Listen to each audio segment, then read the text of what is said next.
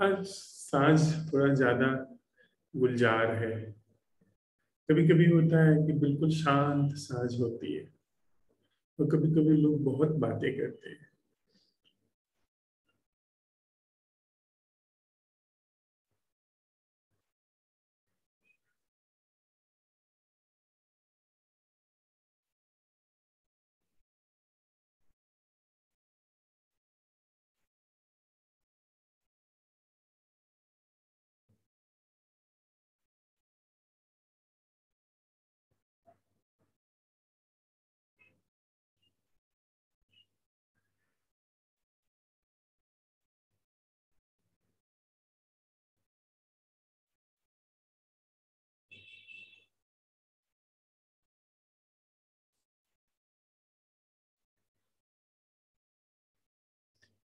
वृक्षों की टहनियों पे बहुत सारे पतंगे घूम रहे हैं।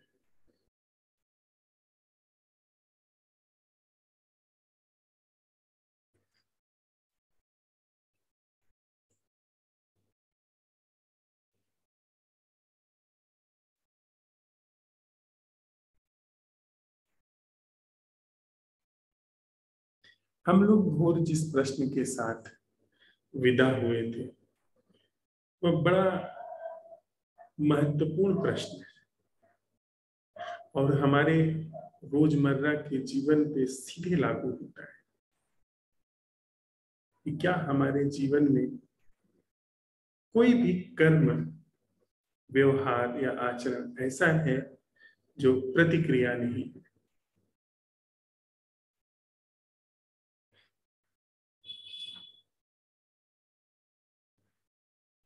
प्रतिक्रिया का निर्धारण जो होता है वो हमारी अपनी बनावट, अपने संस्कार के आधार पर होता है।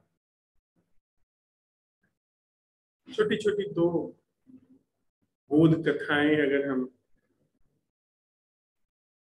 प्रसंगवश ले लें तो उसमें हमें समझने में बड़ी आसानी हो जाएगी कि किस तरह से हमारा जीवन मात्र प्रतिक्रियाओं में व्यवहार करता है।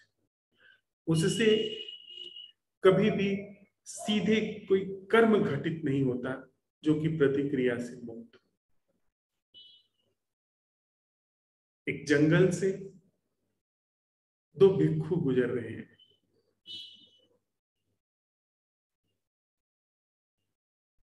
एक उसमें गुरु है, दूसरा शिष्य। एक वृक्ष के नीचे से भी गुजरते हैं तो एक छोटी सी सूखी टहनी वृक्ष से टूट करके नीचे आकर के और जो युवा शिष्य है उसके सिर पर गिरती है। पहले वो चौंकता है, जो कि शरीर की स्वाभाविक क्रिया है।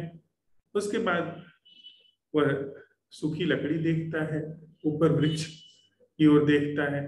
फिर गुरु और शिष्य एक दूसरे की ओर मुस्कुराते हैं और आगे बढ़ जाते हैं।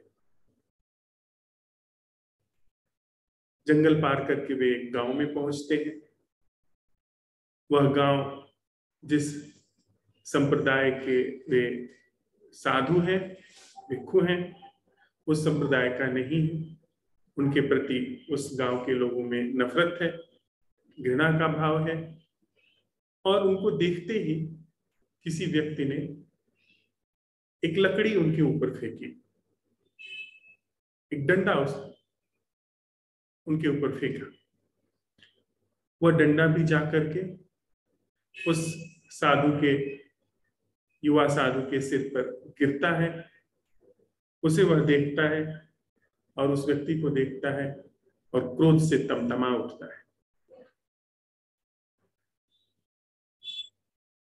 जो बूढ़ा साधु है वो उसको हाथ से इशारा करता है किसी भी एक्शन को लेने से, और फिर वे उस गांव को पार करके आगे बढ़ जाते हैं। एक वृक्ष के नीचे फिर वे बैठते हैं। बूढ़ा साधु पूछता है कि एक बार लकड़ी गिरी तुम्हारे सिर पर, तुमने हंस करके उस बात को टाल दिया, और दूसरी बार जब लकड़ी गिरी, वैसे ही जैसे पहली बार गिरी थी वैसे ही दूसरी बार भी गिरी। लकड़ी के गिरने में और चोट में कोई बहुत अंतर नहीं था। जितनी चोट वृक्ष के ऊपर से गिरी हुई लकड़ी से लगी, उतनी ही चोट जिस डंडे को गांव में फेंका गया था, लकड़ी को गांव में फेंका गया था, उससे लगी। एक स्थिति में तुम हंस पड़े, दूसरी स्थिति में तुम क्रोधित हो गए। क्यों? वह युवा साधु सोच में पड़ गया कि निश्चित रूप से मेरे अंदर कुछ है जो कि अवास्तविक रूप से काम कर रहा है। कुछ है जो सम्यक कर्म नहीं है, वह एक प्रतिक्रिया है। दूसरी बोध कथा देखते हैं। भगवान बुद्ध एक गांव से गुजर रहे हैं। वह भी वैसे ही गांव है जो उनको नफरत की निगाह से देखता है, और गांव का एक व्यक्ति आकर के उनके मुंह पर थूक देता है। वे अपने शाल से मुंह पोंछ लेते हैं और उस व्यक्ति की ओर देखकर कहते हैं, कुछ और कहना है या मैं अपने रास्ते पर आगे बढ़ूं? यद्यपि उनके साथ आनंद है, बुद्ध भी राजकुमार रह चुके हैं, युद्ध कला में प्रवीण रह चुके हैं, और आनंद भी युद्ध कला में प्रवीण है। आनंद थोड़ा रोष में आते हैं कि आप जरा अनुमति दीजिए इन सज्जन के लिए। बुद्ध उनको रोक देते हैं और वह व्यक्ति कहता है कि नहीं, कुछ नहीं कहना। बुद्ध और आनंद फिर अपने रास्ते आगे बढ़ जाते हैं। दूसरा दिन है, गांव के बाहर लोगों को संबोधित कर रहे हैं। इसी बीच वह व्यक्ति जिसने कल थूका था, वह आकर के उनको साष्टांग दंडवत करता है। उसकी आंखों में आंसू हैं। बुद्ध उसकी तरफ देखते हैं और जब वह रो चुकता है तो पूछते हैं, कुछ और कहना है? वह व्यक्ति सिर हिलाता है और फिर बुद्ध अपना संबोधन जारी रखते हैं। आप देखें, इन दोनों ही स्थितियों में एक में प्रतिक्रिया हो रही है और दूसरे में क्रिया हो रही है। दूसरा क्या कर रहा है उससे कोई फर्क नहीं पड़ता। कर्म जो पैदा हो रहा है वह या तो प्रज्ञा से, होश से, या तो करुणा से पैदा हो रहा है। प्रज्ञा जो सिर्फ इतना देख रही है कि हाँ, मुंह पर थूका गया, उसे कुछ कहना था जो वो शब्दों में नहीं कह पाया, थूक के माध्यम से कहा, उसको होश में ग्रहण किया गया और वह बात वहीं की वहीं समाप्त हो गई। या यूं कहें कि उसको इस तरीके से जागरण में रिसीव किया गया कि वह बात आई और अज्ञेय में खो गई। दूसरी स्थिति है जिसमें उनको प्रणाम किया गया, उनके सामने पश्चाताप किया गया, आंसू बहाए गए। दूसरी स्थिति में भी जो सामने से आया वह अज्ञेय में खो गया। वो जो अवधान है, वह जो करुणा है, उसमें वो खो गया। दोनों ही स्थिति में वहां कोई दीवार नहीं है जिस पर सामने की चीज आकर के टकराई। हम सब लोगों के अंदर एक दीवार बनी हुई है, हमारे अपने संदर्भ में एक छवि बनी हुई है और दूसरे व्यक्ति के संदर्भ में दूसरी चीजों स्थितियों के संदर्भ में छवि बनी हुई है। वहां से जब कोई चीज आती है हमारी छवि से टकराती है और उस टकरा करके फिर चीज वापस जाती है। जैसे हम कोई गेंद दीवार पर फेंकते हैं, टकरा करके वापस आती है, प्रतिक्रिया होती है। लेकिन यहां प्रतिक्रिया नहीं हो रही, यहां क्रिया हो रही, यहां प्रतिकर्म नहीं हो रहा है, यहां कर्म घटित हो रहा है। पहली स्थिति में जो पहली कहानी कह रही है, छवि है वृक्ष के संदर्भ में, और वो छवि उससे लकड़ी आकर के सिर पे गिरती है, हम मुस्कुरा करके आगे बढ़ जाते हैं। दूसरी स्थिति में छवि है उस इंसानों के प्रति जिनसे अपेक्षा है कि इनको दुर्व्यवहार नहीं करना चाहिए, इनको लकड़ी फेंक करके नहीं मारना चाहिए। हमारे वो उस व्यक्ति के सिर पे गिरती है और वह क्रोध से तमतमा उठता है। यह दोनों ही प्रतिक्रियाएं हैं, वृक्ष के प्रति प्रतिक्रिया और इंसान के प्रति प्रतिक्रिया, क्योंकि वहां पर कोई व्यक्ति बैठा है। लेकिन बुद्ध के अंदर कोई व्यक्ति नहीं बैठा है, वहां पर बस अवधान है, होश है। हम लोग प्रयोग करते हैं ना, किसी को इस तरह से सुनना क्या है जो प्रतिक्रिया से मुक्त है। अगर हम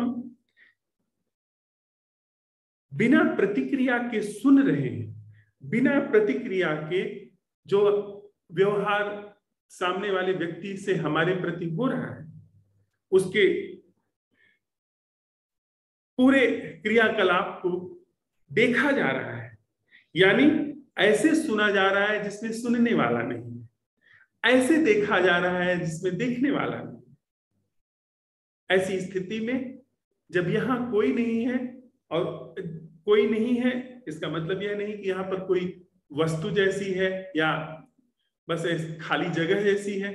यहां पर होश है, जागरण है, जो किसी व्यक्ति का जागरण नहीं, जागरण मात्र है। तो वह जो प्रतिक्रिया आई, वह इस जागरण में, वह जो सामने वाले का व्यवहार आया, वह इस जागरण में खो गया। अगर आप होश पूर्वक सुने, आपने अगर होश पूर्वक सुना जाए, अर्थात इस प्रश्न के साथ सुना जाए कि वह सुनना क्या है जिसमें सुनने वाला नहीं है, सिर्फ सुनाई पड़ रहा है, आवाज आ रही है, भाषा में उसका रूपांतरण हो रहा है, अर्थ प्रकट हो रहा है, पर प्रश्न वहां पर बना हुआ है कि प्रतिक्रिया के बिना सुनना क्या है, अर्थात पूरा सुनना होश में हो रहा है। तो 100 में से 99 चीजें ऐसी होंगी जो हमसे नहीं निकलेंगी।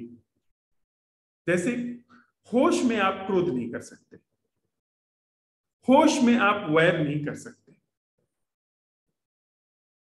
जागरण अगर आपके पास है तो आप किसी से ईर्ष्या नहीं कर सकते। यह सारी चीजें तब पैदा होती है जब प्रमाद है, जब सोच विचार की धुंध छाई हुई है, तभी ये सारी चीजें पैदा होती है। और साथ ही साथ वह जो खोना है, जो प्रतिक्रिया है, वह आपके द्वारा जो प्रतिक्रिया होती वह वहां पर नहीं है, वहां पर कुछ ऐसा कर्म घटित हो रहा है जो आप नहीं कर रहे हैं। आप देखेंगे जहां पहली स्थिति में यह दिखाई देता है कि उस व्यक्ति ने मुझे चोट पहुंचाई, वहीं पर यदि अवधान बना हुआ है तो उस व्यक्ति के प्रति करुणा आएगी। कि वह, बुद्ध कहते हैं अक्सर इस बात को कि क्रोध का अर्थ यह है कि दूसरे के द्वारा किए गए गुनाह को, दूसरे के द्वारा किए गए गुनाह के लिए स्वयं को दंडित करना। गाली दूसरे ने दी है और जब हम अपने अंदर जाएं तो क्या यह सम्यक कर्म हुआ? दूसरा गाली दे रहा है, इसका मतलब सिर्फ उसको गाली तक न छोड़ दें और वहां पर हमारे अंदर से एक प्रेम का भाव उसकी तरफ बहे, जागरण का भाव बहे, तो जहां पर क्रोध घटित हो रहा है वहीं पर क्रोध विसर्जित होना शुरू हो जाएगा। यदि कोई प्रतिक्रिया नहीं आ रही है तो कितना भी क्रोधी से क्रोधी व्यक्ति हो, इसका मतलब यह नहीं कि हम अंदर अंदर सुलग रहे हैं, अंदर अंदर अपने को दबाए बैठे हैं, वैसा मैं नहीं कह रहा हूं।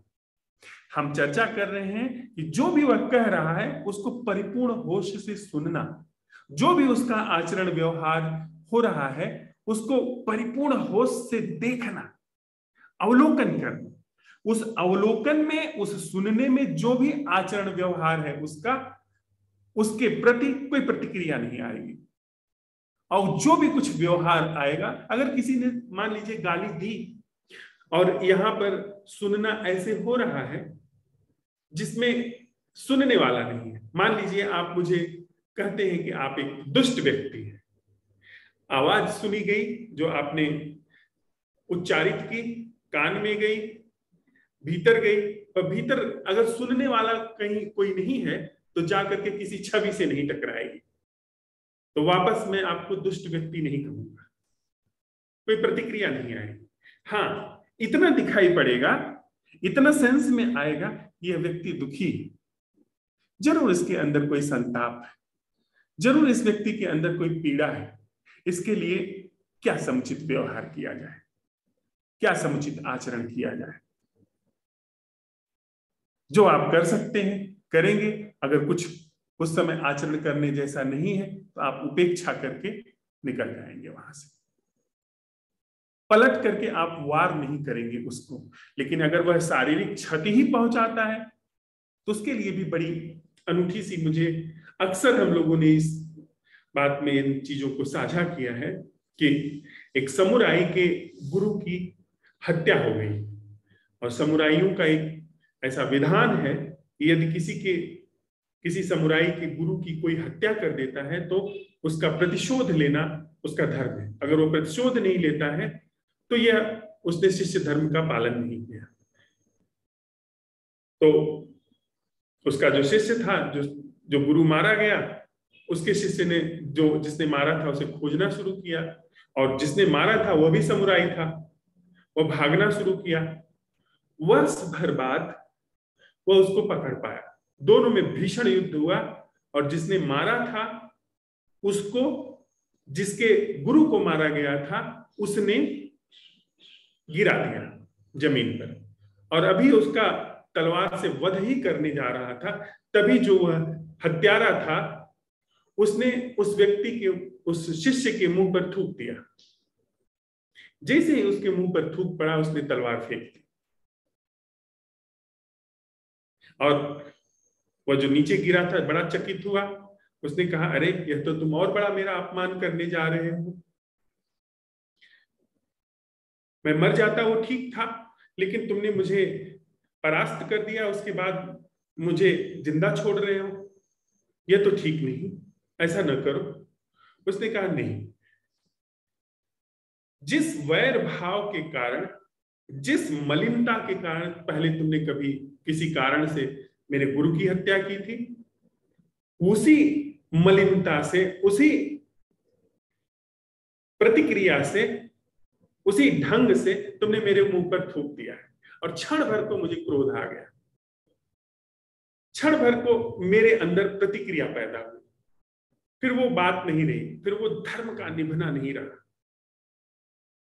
इसलिए अब जब तक मैं अपने इस क्रोध को भली भांति समझ न लूं, देख न लूं, तब तक के लिए तुम मुक्त हो।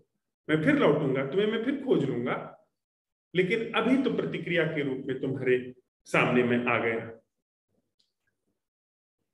और यह बात बड़ी सच है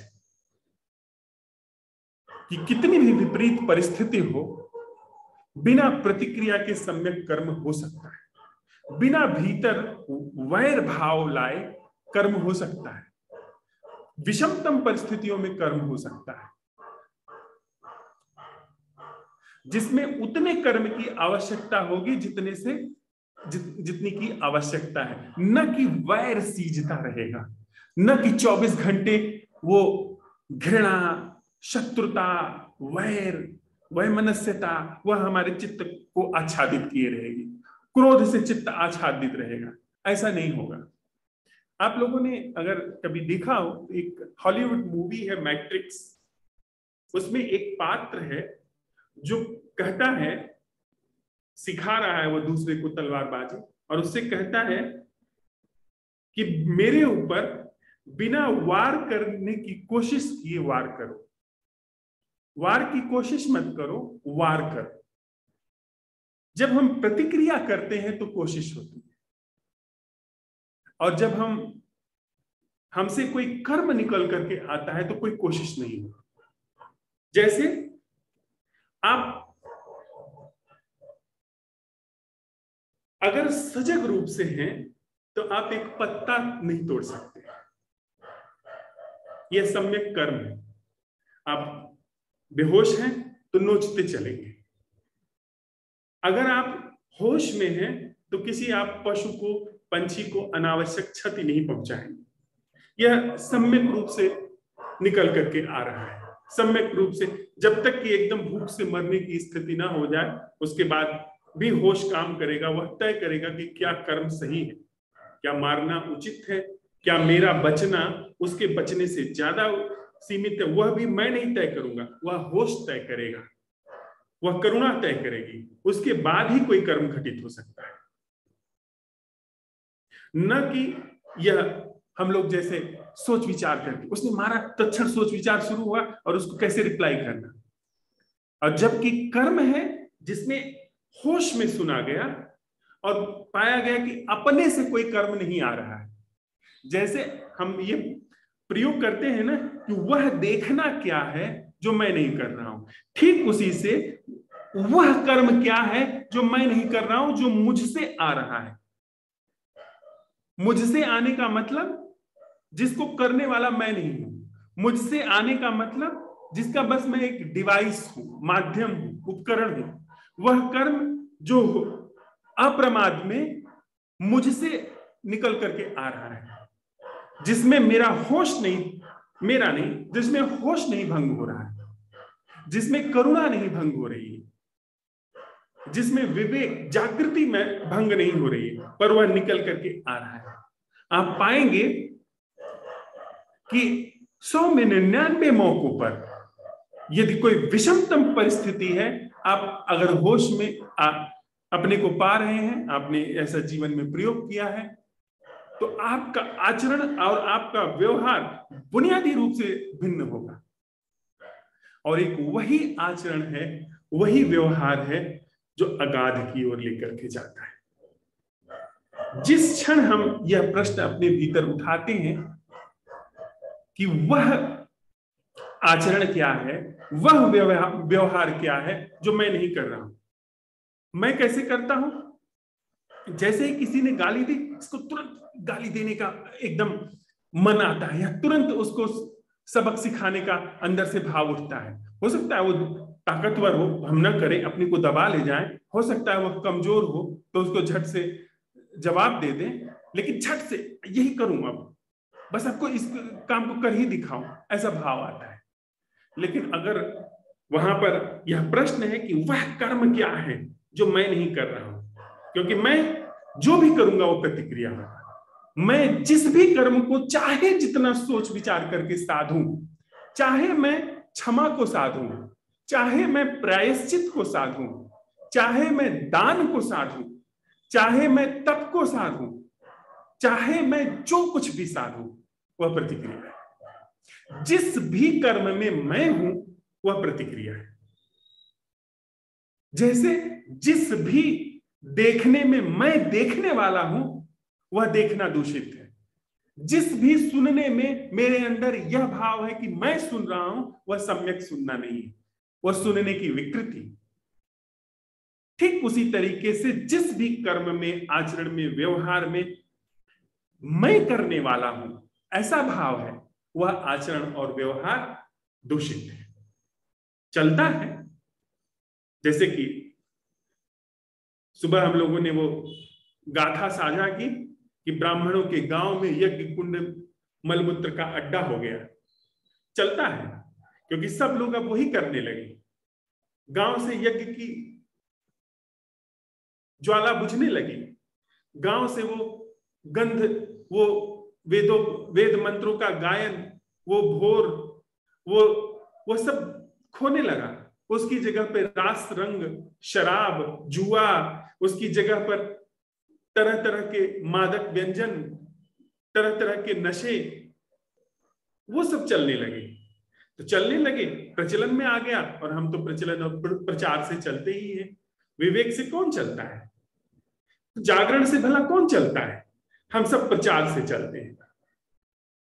वही होने लगा, तो वही हम सब से हो रहा है। हम सब, पिता भी रिएक्शन कर रहे हैं, माँ भी रिएक्शन कर रही है।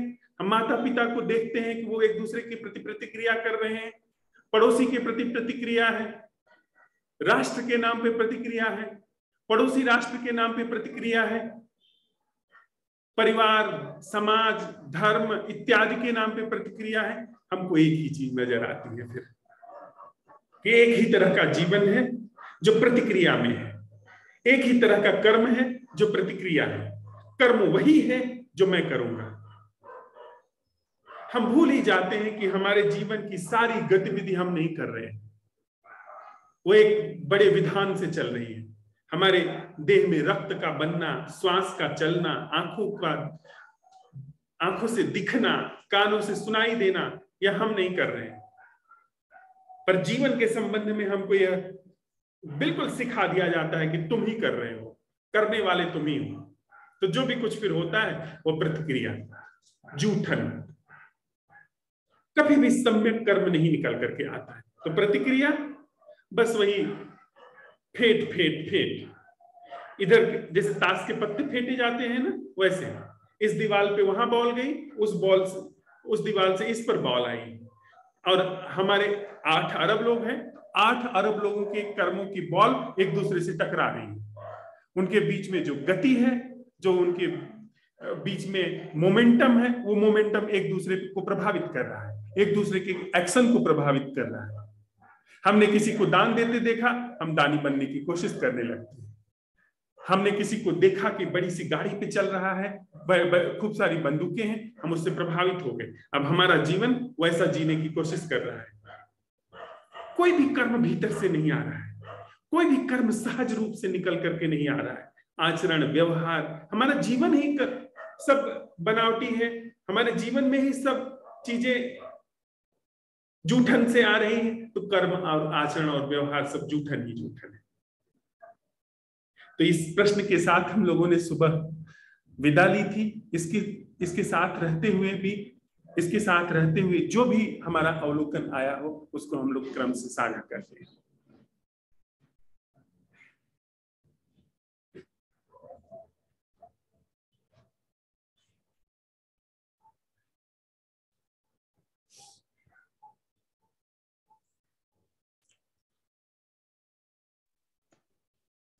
नमस्ते भैया, सभी को नमस्ते।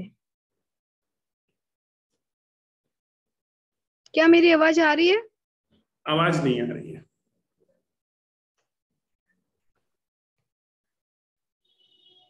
अब आ रही है?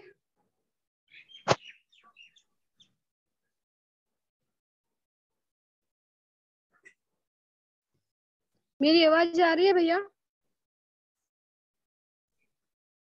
हाँ, आ रही है भावना। अच्छा, ठीक है, थैंक यू। मुझे क्यों नहीं आवाज आ रही है?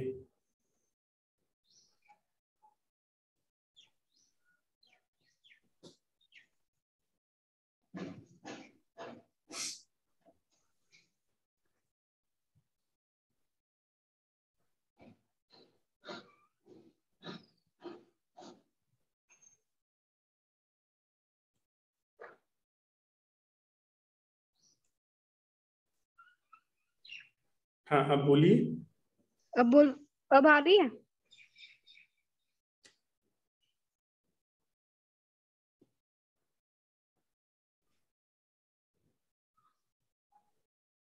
सबको तो सुनाई दे रहा है, आपको नहीं दे रहे सिर्फ।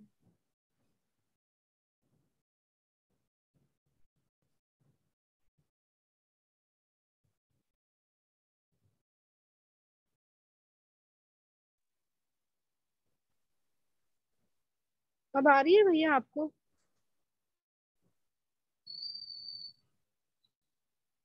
नहीं, 1 मिनट रुक जाओ भावना। हाँ, अब बोलिए। हेलो।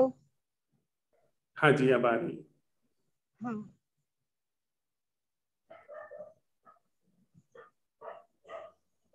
अब इतने दिनों से बारिश हो रही थी, आज मौसम थोड़ा चेंज हो गया, धूप निकल आई, बादल है आकाश में, ऐसे आकाश आसमानी कलर का दिख रहा है और ऑरेंज कलर भी दिख रहा है। अभी मैं एक मंदिर में बैठी हुई हूँ, तो यहाँ का वातावरण एकदम शांत लग रहा है, जैसे थम सा गया हो। पत्ते बस खाली हिल रहे हैं, बाकी कोई चिड़ियों की आवाज नहीं, कुछ भी नहीं। और कहीं पे इंसान की आवाज आ रही है, बाकी।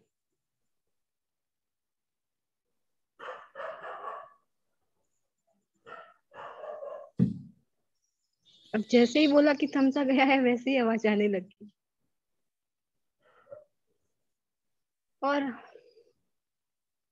आपने कहा कि गुस्सा आता है, तो गुस्सा तो मुझे बहुत आता है,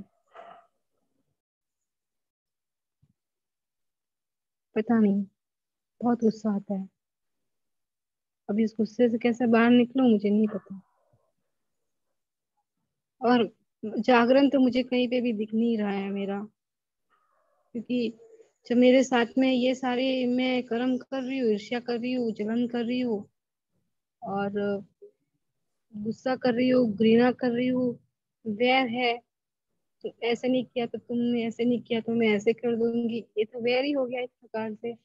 तो जब इस तरह के भाव है इसमें, तो ये दिख रहे हैं मुझे, लेकिन इसमें बहना तो हो रहा है ना, वो कर्म तो मैं कर ही रही हूँ।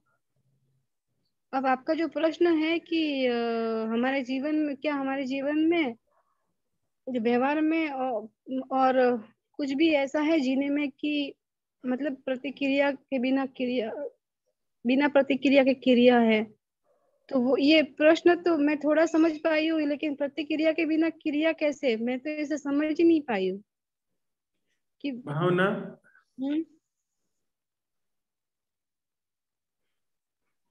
अगर ये हम सवाल देखते हैं कि क्या इतनी बात स्पष्ट है कि हमारे जीवन में जो भी कुछ है वो सब प्रतिक्रिया है। हाँ, वो तो स्पष्ट है। मैं जो भी कर सकता हूं वो सिर्फ प्रतिक्रिया है। क्योंकि देखो, ये ध्यान से देखो, क्योंकि अगर मैं यहां पर हूं और आप वहां पर हो, आपने कोई बात मुझे कही, तो मुझसे जो वो बात रिस्पॉन्ड होकर के जा रही है वो प्रतिक्रिया ही हुई ना। हाँ। या आप वहां हो और मैं सोच विचार करके पुराने आधार ले करके कि आप आपके साथ में कैसे व्यवहार करूं कि हमारा संबंध बड़ा मीठा बना रहे, मैं जो भी कर रहा हूं वो प्रतिक्रिया ही तो है ना। हाँ। क्योंकि उसका आधार अतीत में है, उसका आधार भविष्य के लिए है, तो इसलिए वो सीधी क्रिया नहीं है। उसका प्रति या तो भविष्य में है या तो अतीत में है। वह अतीत के लिए, अतीत के द्वारा भविष्य के लिए की जाने वाली क्रिया है। अगर मैं कोई भी व्यवहार अपनी तरफ से करता हूं, मान लीजिए आपके साथ में कुछ भी व्यवहार करता हूं और उसमें मैंने सोच विचार को शामिल किया हुआ है, तो अतीत के आधार पे जितना मेरा संस्कार है उसके आधार पे भविष्य में संबंध को, इस व्यवहार में क्या गति मिलेगी, क्या दिशा मिलेगा, क्या स्वरूप मिलेगा, उसके लिए की जाने वाली क्रिया मैं कर रहा हूं। यानी अतीत और भविष्य प्रति है और जो मैं कर रहा हूं वो क्रिया है। और जैसे कि हम कोई क्रिया कर रहे हैं और सामने से कोई रिस्पॉन्स ही नहीं आए, तो भी मैंने प्रतिक्रिया की ना, रिस्पॉन्स की कामना में कोई प्रतिक्रिया की ना, सोच विचार करके प्रतिक्रिया की ना। नहीं नहीं, सोच विचार करके नहीं की, लेकिन हाँ, उसके बावजूद भी जैसे हम, जैसे आपने कहा कि प्रतिक्रिया नहीं क्रिया है, ये जो भी प्रश्न बोला, तो मैंने इस बात पे देखा कि सामने मैं कोई क्रिया कर रही हूँ लेकिन वहां से कोई रिस्पॉन्स, कोई प्रतिक्रिया नहीं आ रही है, तो जैसे क्या? कोई भी एक उदाहरण दो। जैसे कि समझो मैंने गुस्सा किया, ठीक है। जरा ठहरो। हम्म। गुस्सा बिना अतीत के आ सकता है? नहीं आ सकता। तो ये गुस्सा स्वयं में ही प्रतिक्रिया है जो आप कर रही हो। हम्म।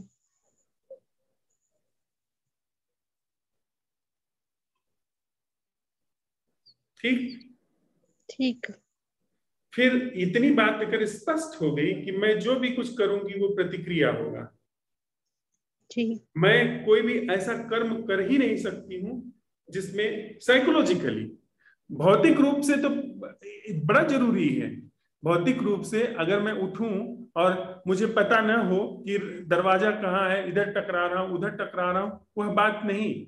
जीवंत संबंध में, जीवन में जो भी कुछ मैं कर रहा हूं या तो भविष्य की योजना है या अतीत कारण है। तो मेरे जीवन में जो भी कुछ चल रहा है वो प्रतिक्रिया चल रहा है।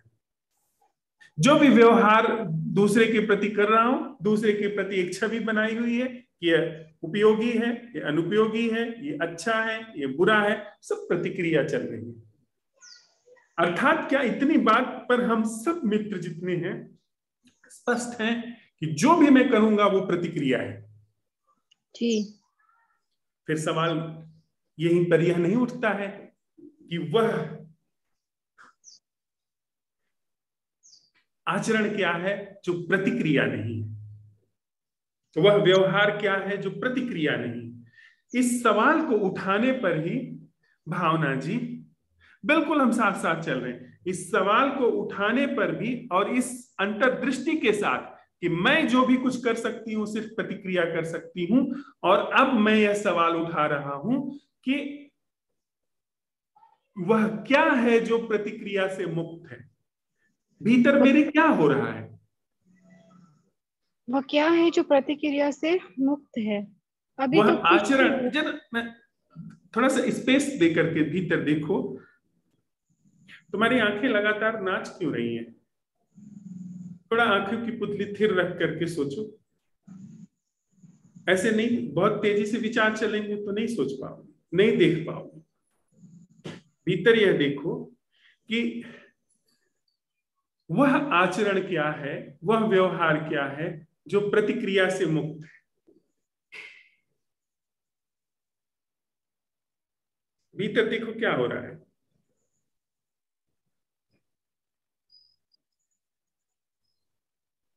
मुझे तो अभी पक्षी की आवाज सुनाई दी, बाकी कुछ नहीं हो रहा। इसका मतलब अवेयरनेस सहज रूप से आसपास फैल गई। अभी ठीक। तक अवेयरनेस नहीं थी, जो कानों पर पंछी की आवाज आ रही थी वहां पर अवेयरनेस नहीं थी। क्या ठीक। ऑर्गेनिक रूप से, सहज रूप से, शारीरिक तल से लेकर के मानसिक भावनात्मक जितना भी मेरा होना है वहां पे अवेयरनेस फैल नहीं गई? जी, फैल गई है। This is the door of action. यह क्रिया का द्वार है। यहां से जो कर्म घटित होगा, अगर ये ऑर्गेनिक अवेयरनेस है, यहां से जो कर्म घटित होगा वह क्रिया होगा, होश में होगा। क्यों? क्योंकि होश में होगा। जी। इस अब प्रश्न समझी। पर इस प्रश्न पर प्रयोग करो भावना। अब समझी कि मेरे द्वारा जो भी कुछ होगा वो प्रतिक्रिया ही प्रयोग करो होगा। इसको अभी प्रयोग करो। जो भी समझ लिया ना उसको जुगाली मत करो, उसको सीधे अब प्रयोग करो जीवन में। देविका जी।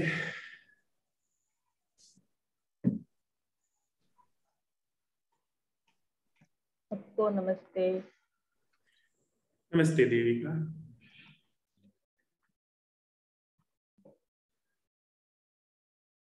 ये जो जीवन है, जो जीवन जी रहे हैं, ये तो प्योर रिएक्शन का फल स्वरूप लग रहा है मुझे।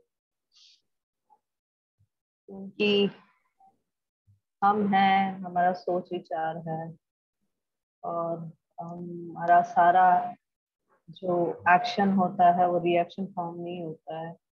और रिएक्शन क्या है? रिएक्शन है जो भी इंफॉर्मेशन और मेमोरीज हमारे माइंड में स्टोर्ड है, उसको रख के हम एक्शन करते हैं।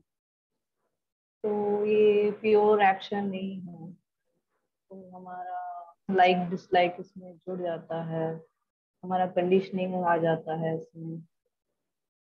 तो रिएक्शन तो एक अनअवेयरनेस का आउटकम बोल सकते हैं, और दूसरी हाथ में एक प्योर एक्शन होता है जो which is untouched by memories or information, is untouched by me or my mind. Mind itself, mind नहीं होता, mind एक ही होता है। तो प्योर एक्शन में अवेयरनेस होता है, वहाँ पे आप इंटरफियर नहीं करते हैं, वहाँ पर एक कैसे बोल सकते हैं, एक ऑर्गेनिक आउटकम होता है किसी भी सिचुएशन का। और हमारा जिंदगी तो रिएक्शन का ही फलस्वरूप है, और रिएक्शन ही निकल जाता है। और सबसे ज्यादा ये रिएक्शन का असर हम रिलेशनशिप में देख सकते हैं। जो भी फ्रिक्शन होता है रिलेशनशिप में, वो सब रिएक्शन का ही आउटकम है। रिएक्शन, एक और चीज रिएक्शन का ये होता है कि वो स्पॉन्टेनियस होता है, कि वो कुछ भी हुआ उसके ऊपर झट से प्रोसेस होके इतनी जल्दी हम रिएक्ट कर जाते हैं कि एक पल भी ठहरते नहीं है, एक ब्रेक भी नहीं लेते, एक पॉज भी नहीं लेते हैं, झट से इमीडिएटली हम रिएक्ट कर जाते हैं किसी भी सिचुएशन में। रिएक्शन पैटर्न का आउटकम है माइंड के, तो उसमें कुछ नया पॉसिबिलिटी, नया आउटकम का उम्मीद रखना इज लाइक नॉट पॉसिबल। जैसे जो पुरानी चीज को रख के अगर आप एक्ट कर रहे हो, तो आप उसमें कोई नई चीज की संभावना तो हो ही नहीं सकती, तो वही पुरानी चीज ही आपको मिलेगी ऐसे आउटकम फॉर्म में। प्योर एक्शन में अवेयरनेस होता है, तो वहाँ पे न्यू पॉसिबिलिटीज की एक न्यू पॉसिबिलिटीज तो हो सकता है और होता भी है शायद।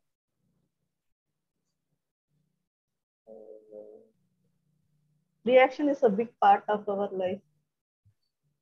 It's a major part of our life. जैसे हम जीते हैं, नहीं बोल सकती हूँ।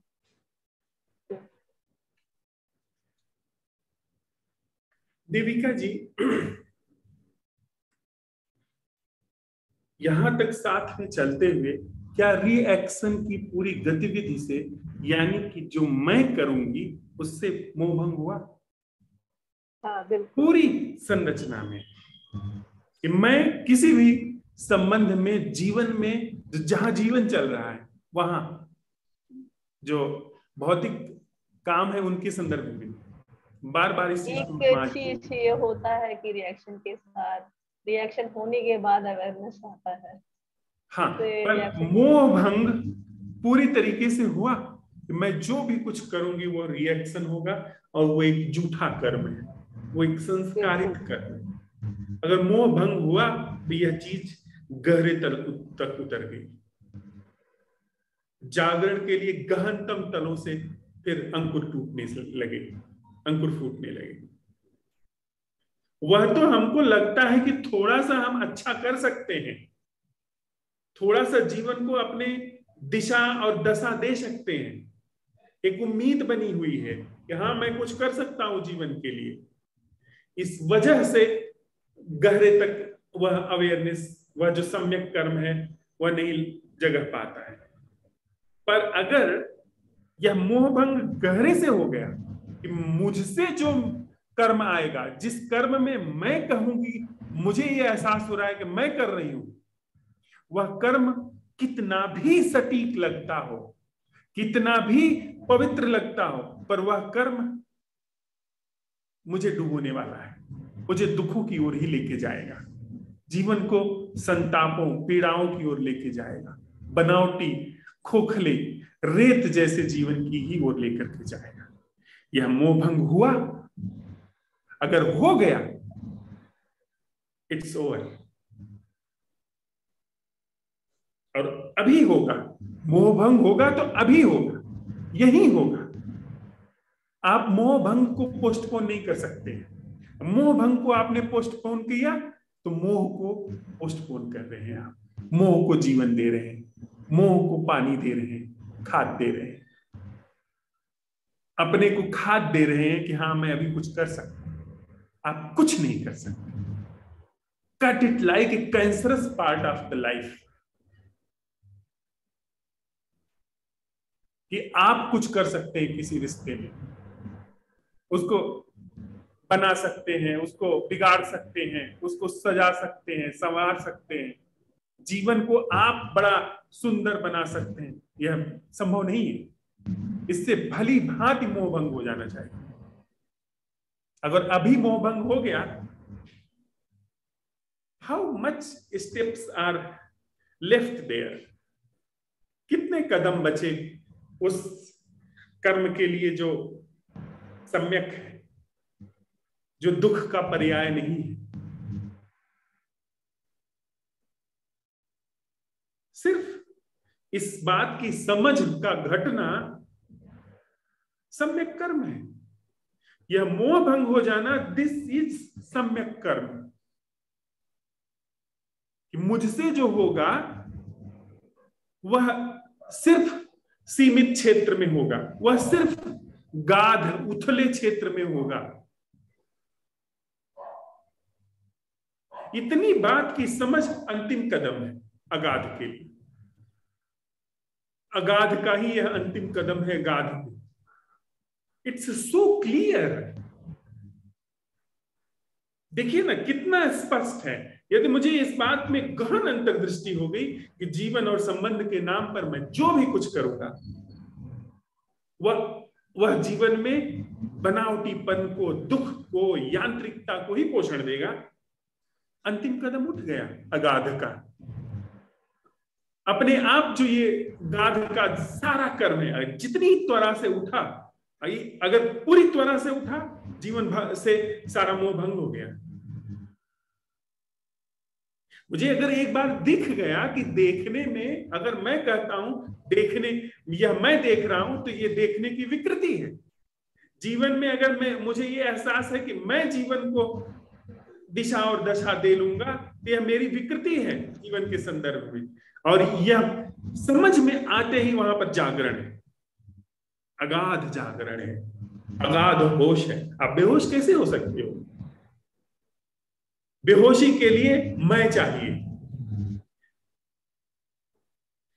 पर अगर इस पूरी समझ से एक अंतर्दृष्टि आई है, वहां जागरण है। और जो भी कर्म होगा, सुनना, सुनाई देना, दिखाई देना, आचरण, उसमें होश सहज स्वभाव की तरह वहां पर उपस्थित रहेगा। This is the organic meditation. वह जब होश अपने आप हमारे असंभव प्रश्नों के साथ आता है ना पीछे, जिसमें कोई सिखाने वाला नहीं है, जिसमें आप ही अपने गुरु हैं और आप ही अपने शिष्य हैं। कहने की बात है, जहां पर ऐसा सीखना हो रहा है, वहां पर परमात्मा हजार हजार कदमों से प्रवेश करता है जीवन में।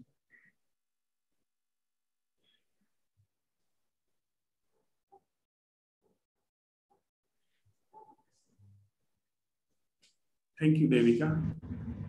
Thank you. दीपा जी।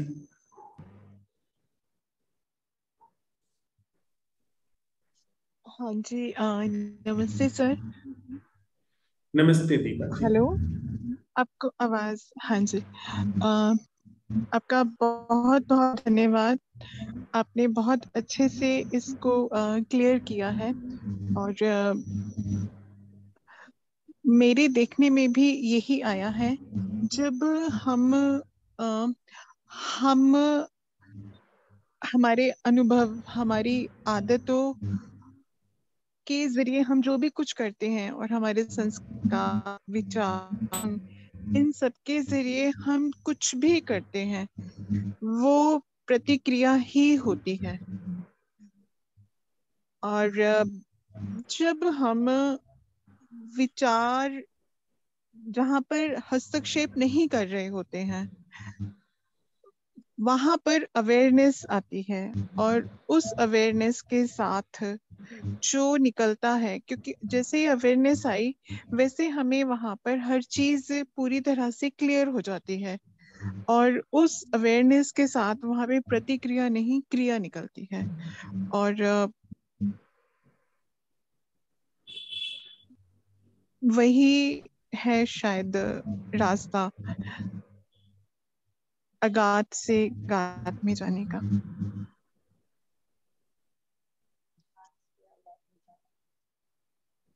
प्रश्न के साथ चूक मत करिएगा दीपा जी।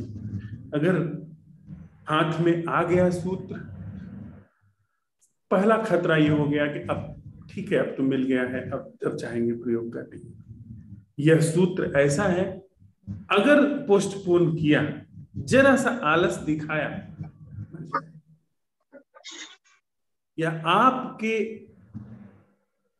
प्रश्न से बचता है। अगर आप प्रश्न देंगे, इसे पोषण मिलेगा, और फिर ये अंकुरित हो जाए, इसके बाद फिर अपने से काम करता है। इसलिए पहले चरण पे बड़ी सावधानी रखिए, प्रश्न के साथ बनी रहिए, अवेयरनेस को जीवन में, ऑर्गेनिक अवेयरनेस को जीवन में जगह देती चलिए। हाँ जी, थैंक यू। शुक्रिया। गौरी। प्रणाम। प्रणाम। ठीक बा? हाँ ठीक बा, हाल समाचार। पानी वानी बरसत है ना? है पानी बरसत बा?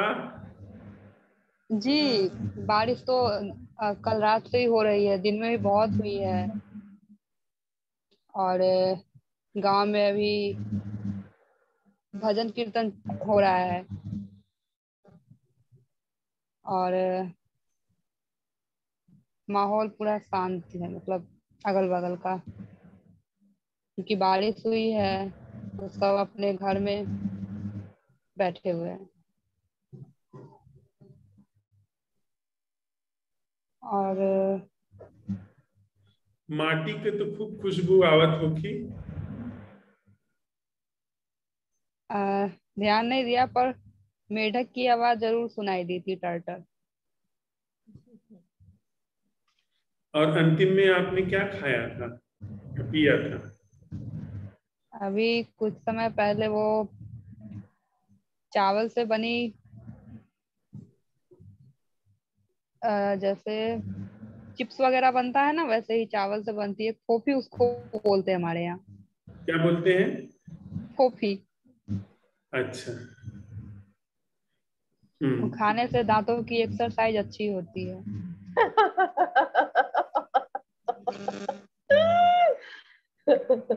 साबूदाने से बनता है या चावल से? चावल से बनता है, साबूदान से बनता है वो दूसरा होता है। और उसके साथ चाय भी? नहीं, चाय वीगन है तो फिर चाय कैसे? ओ अच्छा, वीगन है। और बस यही भजन कीर्तन चल रहा है।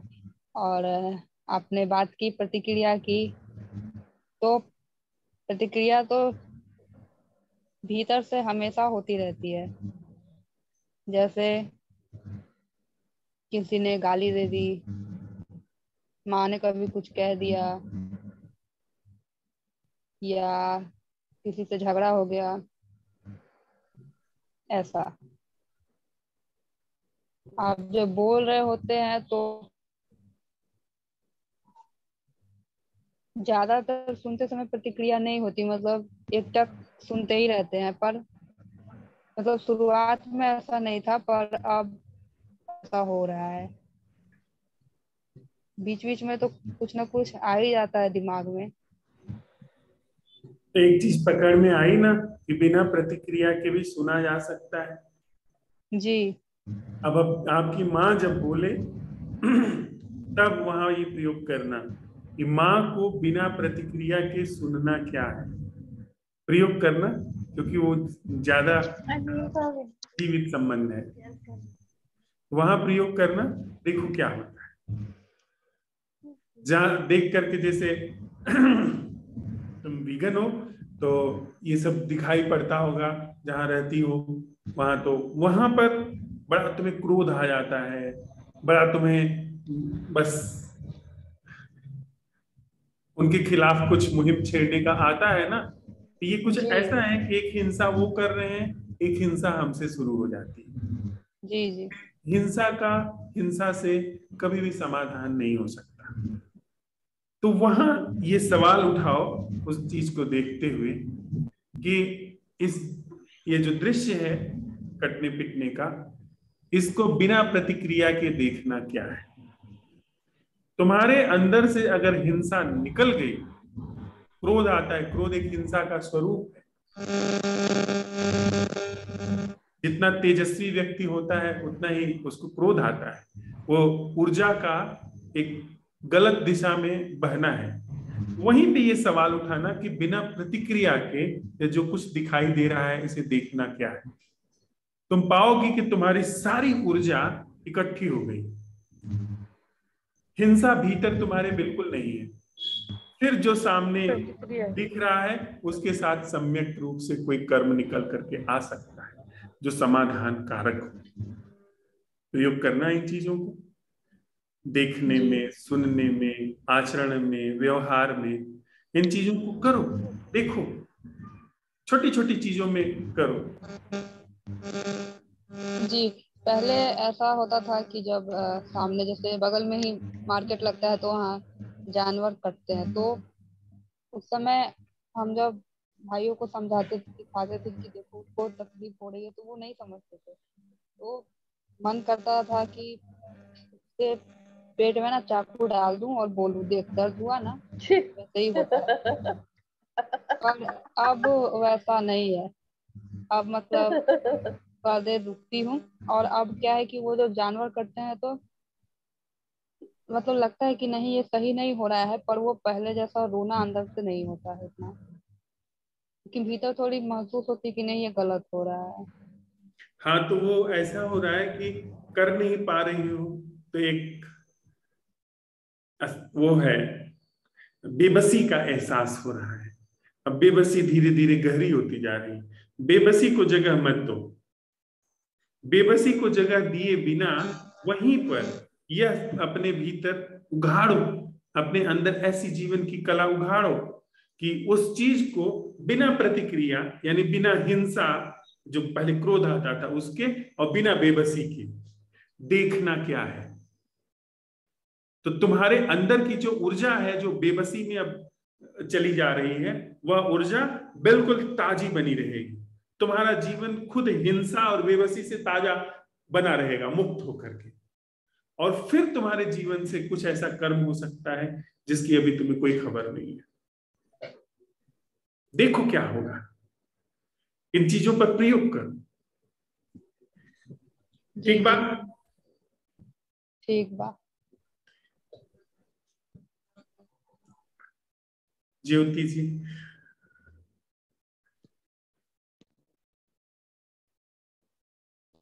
हाँ जी, सभी को नमस्कार।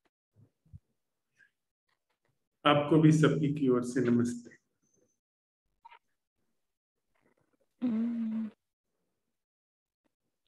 जैसे कल लास्ट में आपने कहा था कि जिस लास्ट क्वेश्चन के साथ आप बनी हुई हो कि परमात्मा संचालित जीवन क्या है, उसके साथ बने रहो, तो वो क्वेश्चन अपने आप ही 2-4 मिनट बाद चेंज हो गया, और वो ऐसे हो गया कि परमात्मा होना क्या है। सोते टाइम भी वही, परमात्मा का सोना क्या है, परमात्मा का उठना क्या है। जैसे आज तो बहुत ही मैंने उठता ही रहा ये क्वेश्चन, हर चीज पे उठा, तो आज मेरे आंतरिक बादल कम छाए। जैसे कल जितनी सोच विचार चल रहा था, आज उससे काफी इम्प्रूवमेंट था। क्वेश्चन ने अच्छा काम किया इसने, और अच्छी अवेयरनेस रही थी।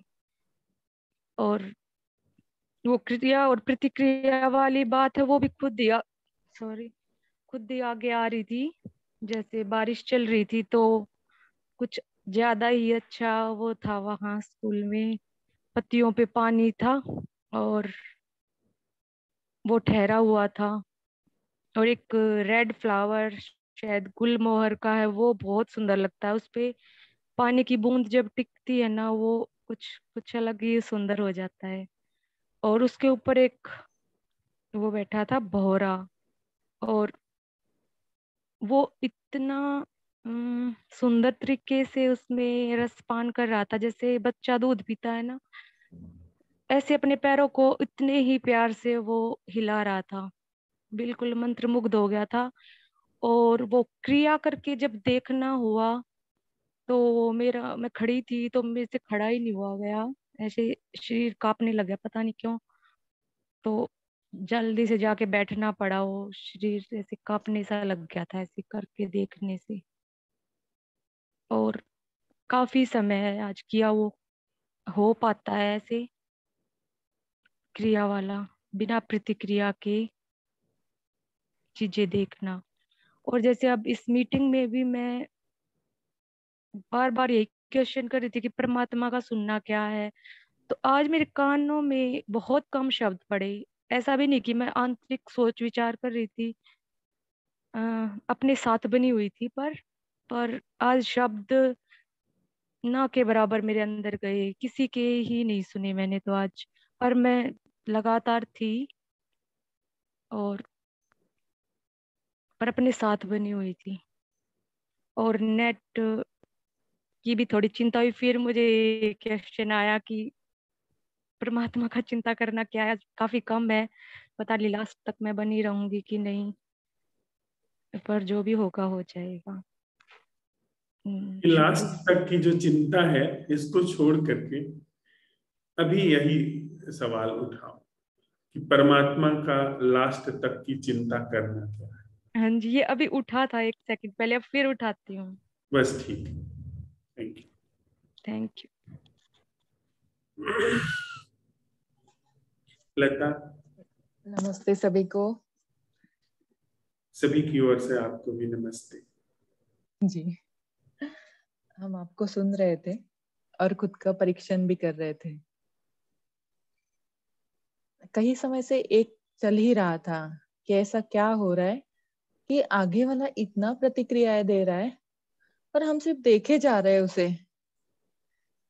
कुछ समझ में नहीं आ रहा है क्या चल रहा है। वो बेचारा चिल्ला चिल्ला के थक जाता है और बस मैं वहां देख रही हूँ उसे कि क्या हो रहा है। कोई नुकसान पहुंचा के जाता है तभी भी ऐसे होता है, ठीक है। कोई अच्छा करके जाता है, अपने लिए कुछ फायदा भी कर रहा है तभी भी ठीक है। ऐसा कुछ अभी एक्शन रिएक्शन ऐसा कुछ बचता ही नहीं है उसमें, सिर्फ वहां देख लिया जाता है। और जो ज्यादा क्रोधित हो जाता है या ज्यादा नुकसान पहुंचाता है उसके प्रति अलग तरीके का प्रेम आता है फिर से कि बेचारा कितना तकलीफ में होगा जो इतना गुस्सा हो गया मेरे ऊपर। तो ऐसा सब चल रहा है और ये कई समय से चल रहा है। आज बस वो आपके साथ देखते देखते ध्यान में आई चीजें कि क्या हो रहा है। धन्यवाद आपको। लता। नीरज भाई। नमस्ते भैया, सभी मित्रों को नमस्ते। सबकी तरफ से आपको नमस्ते। कमरे में बैठे हुए और कमरा ठंडा हो रहा, बारिश भी सुबह भी मौसम अच्छा था, हल्की बारिश हुई थी। और लाइट जल रही है। और आपने जो बोध कथा आज जो बताई थी वो मैंने एक बार घर पे रिंजाई के बारे में सुनी थी। तो उनको किसी ने मार दिया था ऐसे कुछ उसमें था, तो मैं काफी देर रोया था और एकदम स्तंभ भी हो गया था कि ऐसा जीवन में सच में हो सकता है क्या, कुछ भी अंदर प्रतिक्रिया नहीं हो। तो और जो आचरण व्यवहार ये चीजें आज भी देखी, आज बल्कि मैं दिन में एक चीज और देखी, सो गया था मैं क्योंकि कई दिन से सोया नहीं था। और आपकी जब ध्यानशाला शुरू होती है तो मेरे साथ क्या होता है, रात लेट भी सोया हूँ या जल्दी भी सोया हूँ, तो और रात में आँख खुलती तो पहले फोन उठाकर टाइम देखता हूँ कि टाइम तो नहीं निकल गया। तो ये टेंशन भी रहती है, नींद भी ताजा ले लेता हूँ और उठ के देखता भी रहता हूँ और सुबह उठ भी जाता हूँ फ्रेश। और तो दिन में सोया कुछ एक भयानक सा सपना आया और नींद भी गहरी आई, कई दिन की नींद भी रुकी हुई थी। तो उसमें करते करते क्या हुआ कि किसी के बारे में जैसे छवि बनी हुई थी, तो वो छवि सपने में भी काम कर रही थी। जैसे सपने में ऐसा हुआ कि किसी काम कोई घटना हो रही है, वहां पर काफी देर होगी और बोले कि यहाँ पे जैसे पानी पी लो या यहाँ पे बैठ जाओ, तो एकदम छवि उभरी कि ये ठीक नहीं है, इन्होंने ऐसा प्रतिक्रिया मेरे साथ की थी और यहाँ ठीक नहीं है। तो देखा मैंने वो सपने में भी, मतलब वो चीज एक चली हुई है। और ऐसा तो कुछ इतना अवलोकन नहीं है, लेकिन देखा कुछ और कुछ एक चीज और देखी, जैसे क्रिया है खाने में, खाना खा रहे हैं ये भी क्रिया ही है एक तरह से जैसे। और जागते हुए तो कोई ऐसी बोधपूर्ण क्रिया कोई दिख नहीं रही है, और सोते वक्त भी अगर सोना भी एक क्रिया है तो उस टाइम भी अंदर प्रतिक्रिया चल रही है, ये भी देखा है जो गहरी चीज देखी। और आप बोल रहे हो कि आपने जैसे कि देविका जी से बताया कि अपने अंदर अगर ये बोध हो जाए अच्छी तरह कि मैं जो भी सवारूंगा या जो भी करूंगा वो एक प्रतिक्रिया ही होगी। तो मोह भंग का भी मैंने 3-4 दिन के अंदर देखा, जैसे कि कोई प्रतिक्रिया चल रही है तो पहले क्या होता था कि एकदम उसको रिस्पोंड करना, मतलब पता भी नहीं लगता था कि हाँ ये ठीक कर सकता हूँ, या उसमें खो जाना फिर बाद में पता लगना।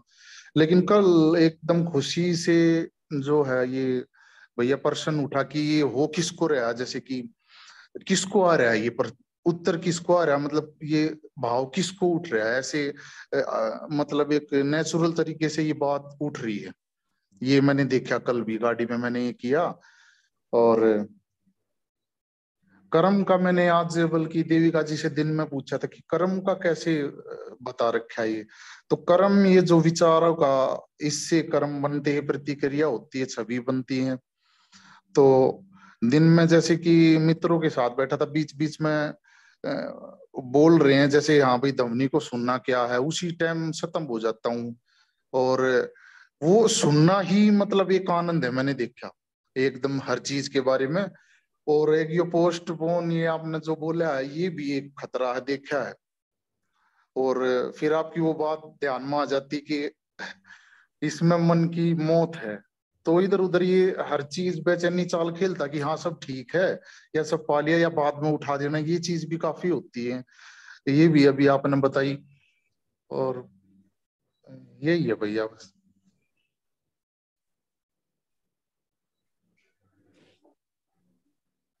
धन्यवाद नीरज।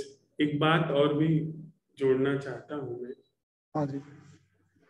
सभी हम सब मित्रों के लिए वो लागू है कि सबसे बड़ी शत्रुता कहीं व्यक्ति की होती है तो जहां पर यह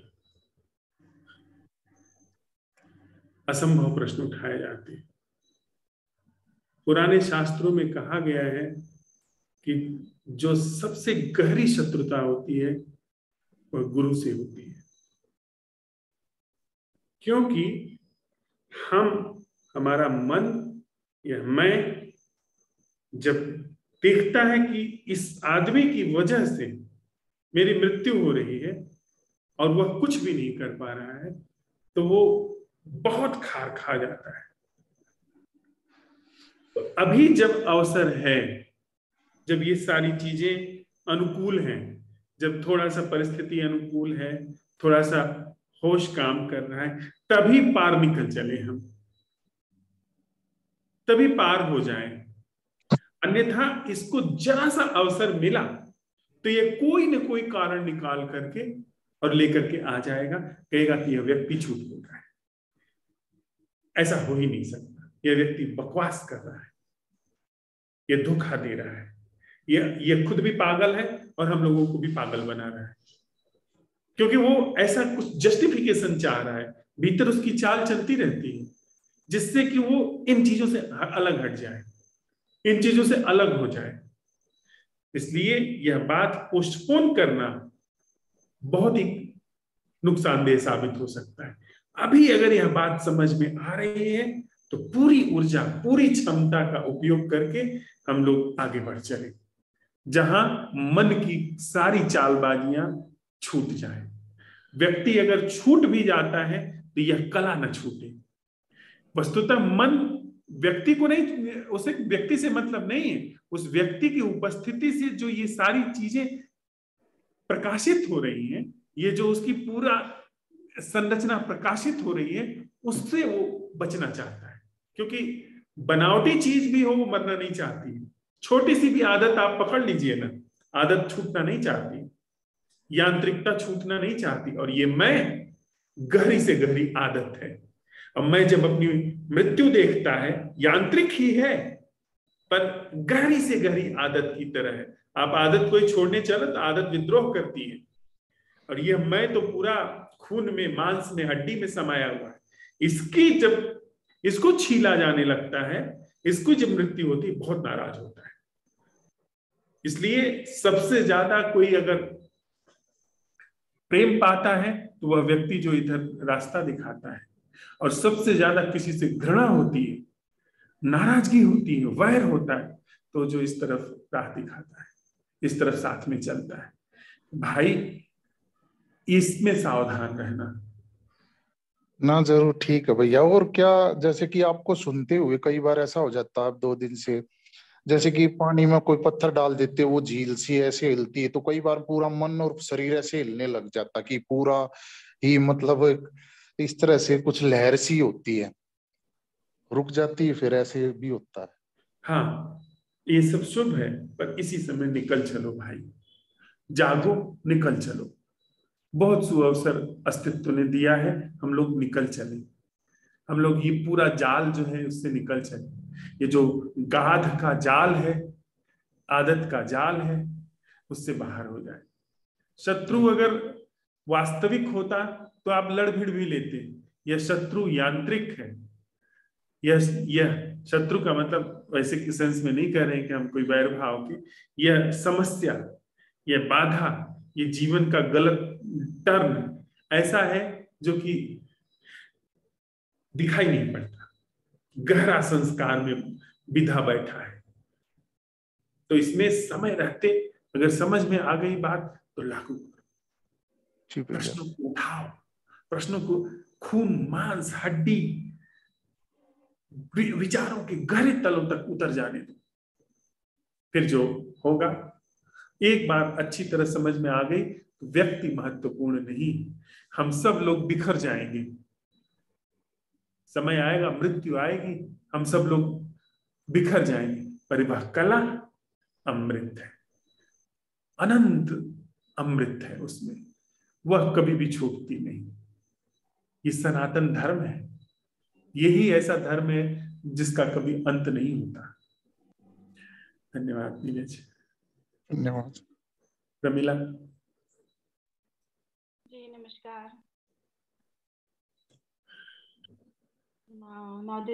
9-10 दिन हो गए होंगे, धूप नहीं निकली है, तो चारों तरफ पानी पानी जैसा हो रहा है। और प्रश्न जो है वो प्रतिक्रिया के बिना तो कुछ भी दिखाई नहीं दे रहा है। कुछ भी होता है इसमें प्रतिक्रिया है ही। यहाँ तक कि अभी जब सुन रही हूँ सबको, तब भी प्रतिक्रिया, हर व्यक्ति की आवाज पर कुछ ना कुछ अंदर से उठ ही रही है प्रतिक्रिया। तो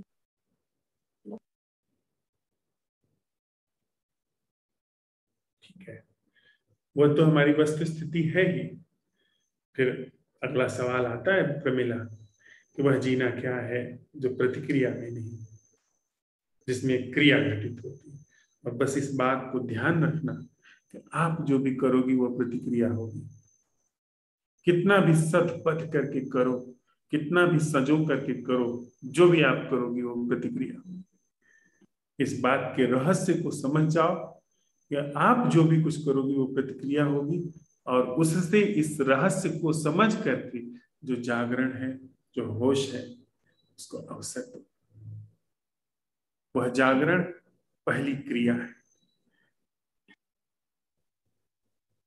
जो प्रति से मुक्त है। थैंक यू कमला।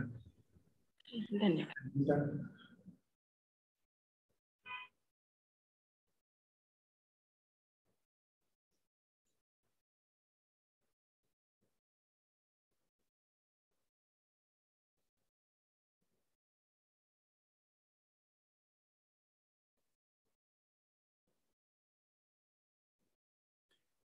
रंजीता जी आप हैं? हाँ मैं हूँ, लेकिन मुझे ना ऑफिस आना पड़ा, सॉरी। तो मैं बस सुन रही हूँ, अभी ऑफिस में हूँ। I am listening. नाइस। तरुण भाई। नमस्कार सर, नमस्कार सभी को। नमस्ते तरुण भाई। आज मेरी आवाज आ रही है? बिल्कुल। सॉरी, मैं एक तो सुबह का सेशन अटेंड नहीं कर पाया कोई रीजन से, और अभी जो हमारी वार्ता चल रही है, मैं प्रश्न भी ग्रुप पर पढ़ा था, पर कोई मतलब क्योंकि मेरे पास मतलब वो सवेरे का संवाद मैं चूक गया था, तो वो उस नजर से नहीं देख पाया। पर अभी तक की वार्ता से सर जो चीज समझ में आ रही है वो ये चीज है कि प्रतिक्रिया तो हर चीज में है। मतलब हम लोग जो कुछ भी कर रहे हैं, हमें दिखता वो जरूर वो एक्शन के फॉर्म में है, बट कमोबेश अगर उसके हम लोग पीछे जाएंगे तो हमें वो प्रतिक्रिया साफ दिखेगी। जैसे मैं कुछ देख भी रहा हूँ, जैसे मेरे सामने ये मेरे बेड का डैशबोर्ड है, इसके ऊपर जो डिजाइन बनी हुई है वो फूल की डिजाइन है। तो मेरे पास एक डेटा है ऑलरेडी कि एक फूल जैसी कोई आकृति होती है, या इसका रंग है, या इवन कोई नई चीज भी आती है तो एक हमारे पास में प्रीवियस डेटा है कि नई, नॉट एग्जैक्टली डेटा, बट वो होता है कि जो हम नई चीज की तरफ जिस तरीके से हम लोग रिएक्ट करते हैं, या हमारा जो कौतूहल हमारा बन जाता है, वो कमोबेश कुछ ना कुछ वैसा ही है। लेकिन सर ये चीज अब ऐसी दिखती है कि जो हम लोग शुरुआती बैठक में हम जो बात कर रहे थे कि ये सारा कुछ जो है वो दिवा स्वप्न की तरह चल रहा है, कहीं ना कहीं इसके नींव में ये प्रतिक्रिया वाली चीज नजर आती है। वो ऐसे कि जैसे मैंने इस बोर्ड को देखा, मेरे पास में डेटा है, दैट इज फाइन, यहाँ तक समझ में आ रहा है, क्योंकि इस चीज की एक उपयोगिता भी है।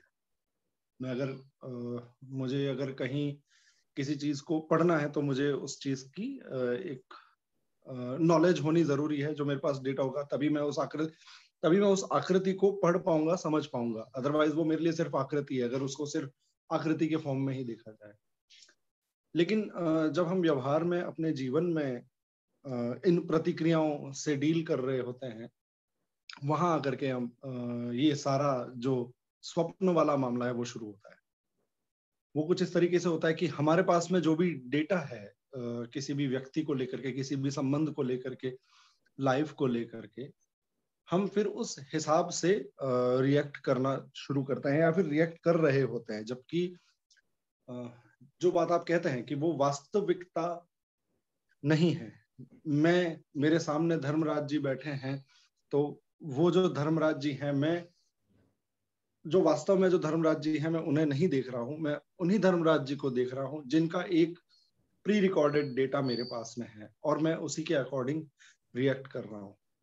यहाँ से हम लोग मतलब मैं जो है वो फिसल जाता हूँ, जो एक्चुअल चीज है वहां से मैं स्लिप कर जाता हूँ। मेरे ही कुछ अजम्पशंस हैं जिसके बेस पर मैं रिएक्ट ही कर पाता हूँ। तो ये एक मेरी मजबूरी भी हो गई कि मैं क्रिया कर ही नहीं पाऊंगा। मेरी तरफ से जो कुछ भी होगा वो सारा का सारा प्रतिक्रिया के रूप में ही होगा। ये चीज सर दिखती है अभी सामने। तरुण भाई, अस्तित्व ने बहुत बड़ा अवसर दिया है। बहुरी ने ऐसो दांव, ये जो अवसर आया है जिसमें ये सारी चीजें प्रकाशित होकर के आई हैं, इसका सदुपयोग अब हो। इसमें पूरी की पूरी ऊर्जा, पूरा का पूरा सामर्थ्य झोंका जाए और ऐसे कर्मों को जीवन में जगह मिले जो क्रिया है, जो अगाध के। क्रिया हमेशा अगाध की होती है और प्रतिक्रिया हमेशा गाध का होता है। और क्रिया का लक्षण है, क्रिया जब भी होगी हमसे होश होगा, ऑर्गेनिक होश होगा। क्रिया जब भी होगी करुणा होगी, अकारण भीतर उमड़ता हुआ स्रोत होगा, प्रेम होगा। इस प्रश्न को अब जगह दिया जाए कि वह जीना क्या है जो प्रतिक्रिया से मुक्त, और उसके इस प्रश्न के साथ निकलने वाले ऑर्गेनिक अवेयरनेस को जगह मिले। और बस अब इस दांव को चूकना हम लोगों को नहीं, बहुर ऐसा दांव। थोड़ी देर के लिए साथ में हम लोग बैठते हैं।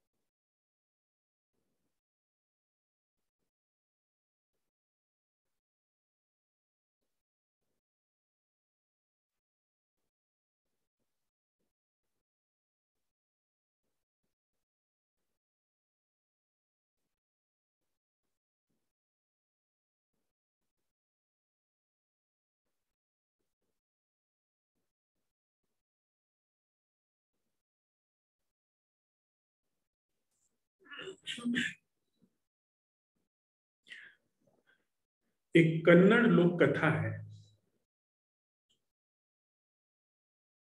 गुरु और शिष्य घूमते हुए एक राज्य में पहुंचे। वहां का जो राजा था वह मतिहीन व्यक्ति था। उसको राजकाज का कुछ भी पता नहीं था। पिता से उसको उत्तराधिकार में राज्य मिल गया था और वैसे ही अपने अनुकूल उसने अपने मंत्री चुन लिए थे। हम जैसे लोग होते हैं, जैसी हमारी बुद्धि होती है, वैसे हमारे मित्र हो जाते हैं। उसको कुछ भी अता पता नहीं था कि कैसे राजकाज चलाना है। वो अपनी ही जो भी उसके अंदर बात आ जाती थी उसी से ही चलता था। तो उसने लोगों को, एक ही बात है, अगर आपके पास कौशल नहीं है तो दूसरी ही चीज है कि आप शक्ति का सहारा लीजिए, जबरदस्ती का सहारा लीजिए। तो जो भी अनर्गल आता था वो उसने नियम लागू करवा देता था।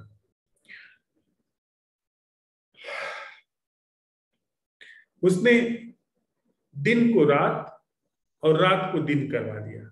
मतलब कि दिन में जो क्रियाकलाप होते हैं, लोग खेतों में जाते हैं, दुकानें खुलती हैं, हाट लगता है, भोजन करते हैं, लोग मिलते जुलते हैं, वो सब काम दिन के उजाले में प्रायः होते हैं। उसने वो सारे काम रात में करने के लिए नियम बना दिया कि दिन में सब लोग सोएंगे, दिन में कोई घर के बाहर दिखाई दिया तो उसको मृत्युदंड दिया जाएगा, और रात में फिर आप दुकान खोलिए, खेतों में जाइए, नदी पर जाइए, जो भी काम धंधा है वो सब आप दिन में करिए, सॉरी रात में करिए। और इसके साथ ही साथ उसने नियम बना दिया कि सारी वस्तुएं एक ही भाव बिकेंगी। तो घी भी उसी भाव, साग भी उसी भाव, सोना भी उसी भाव, लोहा भी उसी भाव। तो जैसी अराजकता फैलनी चाहिए वैसी फैली हुई थी। लोग त्राहि त्राहि कर रहे थे पर कोई डर के मारे बोल नहीं पाता था। तो ये जो दोनों गुरु शिष्य उस गांव में उस नगर में पधारे। उन्होंने वहां की सारी व्यवस्था देखी तो देखा कि दिन में तो चारों तरफ गलियां, सड़कें, चौराहे सब बंद है। पहले तो उन्हें समझ में ही नहीं आया कि यहाँ हुआ क्या है, और वे लोग रुके। कई घरों पे जाकर के उन्होंने दिन में भिक्षा मांगी पर कोई दरवाजा नहीं खुला। पर जैसे जैसे शाम होने लगी वैसे वैसे दुकानें खुलने लगी, वैसे वैसे लोग घर के बाहर आने लगे, वो सब होने लगा। तो उन्होंने पूछा कि क्या मामला है, तो उन्होंने कहा कि इस राज्य का यही नियम है। लोगों ने बताया। फिर वो एक दुकान पे गए, उन्हें भूख लगी थी, दुकान खुली तो उन्होंने पूछा भाई घी क्या भाव है, आटा क्या भाव है। राशन लेने गए वो भोजन बनाने के लिए, तो उसने कहा कि सब एक भाव है। बड़े चकित हुए वो लोग कि घी भी उसी भाव, नमक भी उसी भाव, मिट्टी का तेल भी उसी भाव, सरसों का तेल भी उसी भाव, गुड़ भी उसी भाव,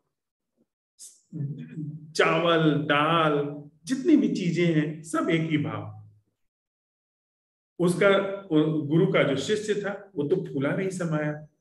उसने सोचा कि इससे बढ़िया क्या है, ये तो बहुत अच्छा राज्य है, इसमें करना ही कुछ नहीं है।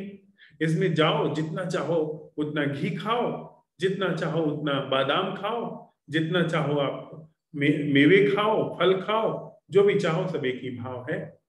वो खरीद उरीद को लेकर गया, और जब वे बैठे गुरु और शिष्य, गुरु ने कहा कि देखो इस राज्य में रुकना खतरे से खाली नहीं है। यहां से जितनी तेजी से हम हो सके उतनी तेजी से हमें यहां से निकल जाना चाहिए। शिष्य ने कहा आपका दिमाग खराब हो गया है, सठिया आ गए हैं। जहां सारी चीजें इतनी सस्ती मिल रही हैं, बहुमूल्य से बहुमूल्य चीजें सस्ती मिल रही हैं, जहां हमें कुछ ज्यादा भिक्षाटन करने की जरूरत ही नहीं है, जो भी हमारे थोड़ा पास में है उसी से काम चल जाता है, और आप कह रहे हैं कि यहाँ रहना खतरे से खाली नहीं है। उस गुरु ने बहुत समझाया उसको, पर वो माना नहीं। तो गुरु ने कहा ठीक है फिर तुम रहो, मैं यहां से चलता। गुरु चला गया, और शिष्य रोज सुबह जाता, कहीं से कुछ पैसे मिल जाते उसको, और उससे जाकर के घी, बादाम और मिठाइयां जितना चाहता वो खूब खाता, और खा खा करके उसने अपने बड़ी बड़ी पूरा जो उसका शरीर था वो जैसा होना चाहिए वैसा हो गया, और दिन भर अपना आराम से पड़ा रहता था गली में। उसी समय एक चोर ने एक सेठ के घर में सेंध लगा दी। सेंध लगाई, घर में गया, और उसने जो भी लूटना था वो सब लूट करके निकला। पर सेंध लगाने की वजह से दीवार की कुछ ईंटें इस तरह से खिसक गई कि वो दीवार उसके निकलते निकलते उसी के ऊपर गिर गई, बैठ गई वो सेंध में दीवार, और वो उसी में मारा गया। बात शिकायत जो उस चोर का भाई था वो शिकायत लेकर के राजा के पास पहुंचा कि राजा साहब उस सेठ की दीवार मेरे भाई के ऊपर गिर गई और मेरा भाई मारा गया। राजा ने कहा कि तुरंत उस सेठ को बुलाओ। सेठ को बुलाया गया और कहा कि तुम्हारी दीवार इस निर्दोष व्यक्ति के ऊपर गिर गई और तुम्हें इसका दंड मिलेगा, तुम्हें मृत्यु दंड दिया जाएगा। अब वो सेठ जानता था कि यहाँ पे कुछ भी तर्क करने का कोई अर्थ नहीं है कि मैं कहूं कि वो चोरी करने आया था, वो मेरे घर में कर क्या रहा था, उसके हाथ में सब मेरे घर की चुराई हुई चीजें थी, उस कहने सुनने का कोई फायदा नहीं। राजा के जो समझ में आता था, जो उसके अंदर प्रतिक्रिया उठती थी, जितना उसकी बुद्धि जिस हिसाब से चलती थी वैसे ही चलता था। उसने कहा कि राजा साहब, माना कि मेरी ही दीवार से गिर करके उस व्यक्ति की मृत्यु हुई है, पर दीवार मैंने नहीं बनाई थी, वो राजगीर ने बनाई थी। राजा ने कहा कि सेठ को छोड़ दिया जाए, राजगीर को पकड़ के लाओ। राजगीर पकड़ करके आया। वो बूढ़ा आदमी था क्योंकि दीवार बहुत पहले बनी थी। वो भी समझा था कि यहाँ कुछ फायदा नहीं है तर्क का। उसने कहा कि हुजूर, माना कि दीवार मैंने बनाई है, लेकिन मेरा ध्यान भटकाने के लिए एक नर्तकी बार बार रास्ते से आ जा रही थी, तो जिसके पायल की जो झनकार थी उससे मेरा ध्यान भंग हो जा रहा था, उस वजह से मैं दीवार ठीक से नहीं बना पाया। राजा ने कहा कि राजगीर को छोड़ दिया जाए और नर्तकी को पकड़ के लाओ, उसको फांसी दी जाएगी। नर्तकी आई। नर्तकी ने कहा, हुजूर मेरी गलती नहीं है, उस सुनार ने जो मैंने सोना उसको दिया था उसका आभूषण बनाने के लिए वो मुझे बार बार बुला रहा था कि घंटे भर आओ, बाद आओ, 2 घंटे बाद आओ। तो मेरी गलती नहीं है, वो सुनार की गलती है जो बार बार मुझे बुला रहा था, बार बार मेरे गहने के लिए मुझे दौड़ा रहा था। राजा ने कहा कि नर्तकी को छोड़ दिया जाए, सुनार को फांसी दी जाए। सुनार आया, वो हाथ जोड़ा, कहा हुजूर मेरी गलती नहीं है, गलती उस सेठ की है जिसने मुझे उसके बेटे की शादी, उसके घर में शादी होने वाली थी तो उसने आभूषण बनाने के लिए दिए थे। अब वो इतना ज्यादा दबाव डाल रहा था कि पहले मुझे उसका आभूषण बना के देना था, इस वजह से नर्तकी का आभूषण देने में मुझे देरी हो गई। राजा ने कहा कि उस सेठ को फांसी दी जाए, पर घूम करके बात आ गई, सेठ वही व्यक्ति था जिसकी दीवार गिरी थी। उसने कहा, माई बाप, माना कि हमारे घर से ही आभूषण का ऑर्डर दिया गया था, लेकिन मेरे पिता ने दिया था, मैंने नहीं दिया था, और मेरे पिता स्वर्ग सिधार चुके हैं। तो राजा ने कहा कि कुछ भी हो, जैसे तुम उनकी संपत्ति के उत्तराधिकारी हो वैसे ही उनके द्वारा किए गए जुर्म के भी उत्तराधिकारी हो, तुम्हें फांसी दी जाएगी। अब बेचारे के यहाँ चोरी भी हुई थी और घूम करके बात उसी को फांसी देने की भी आ गई।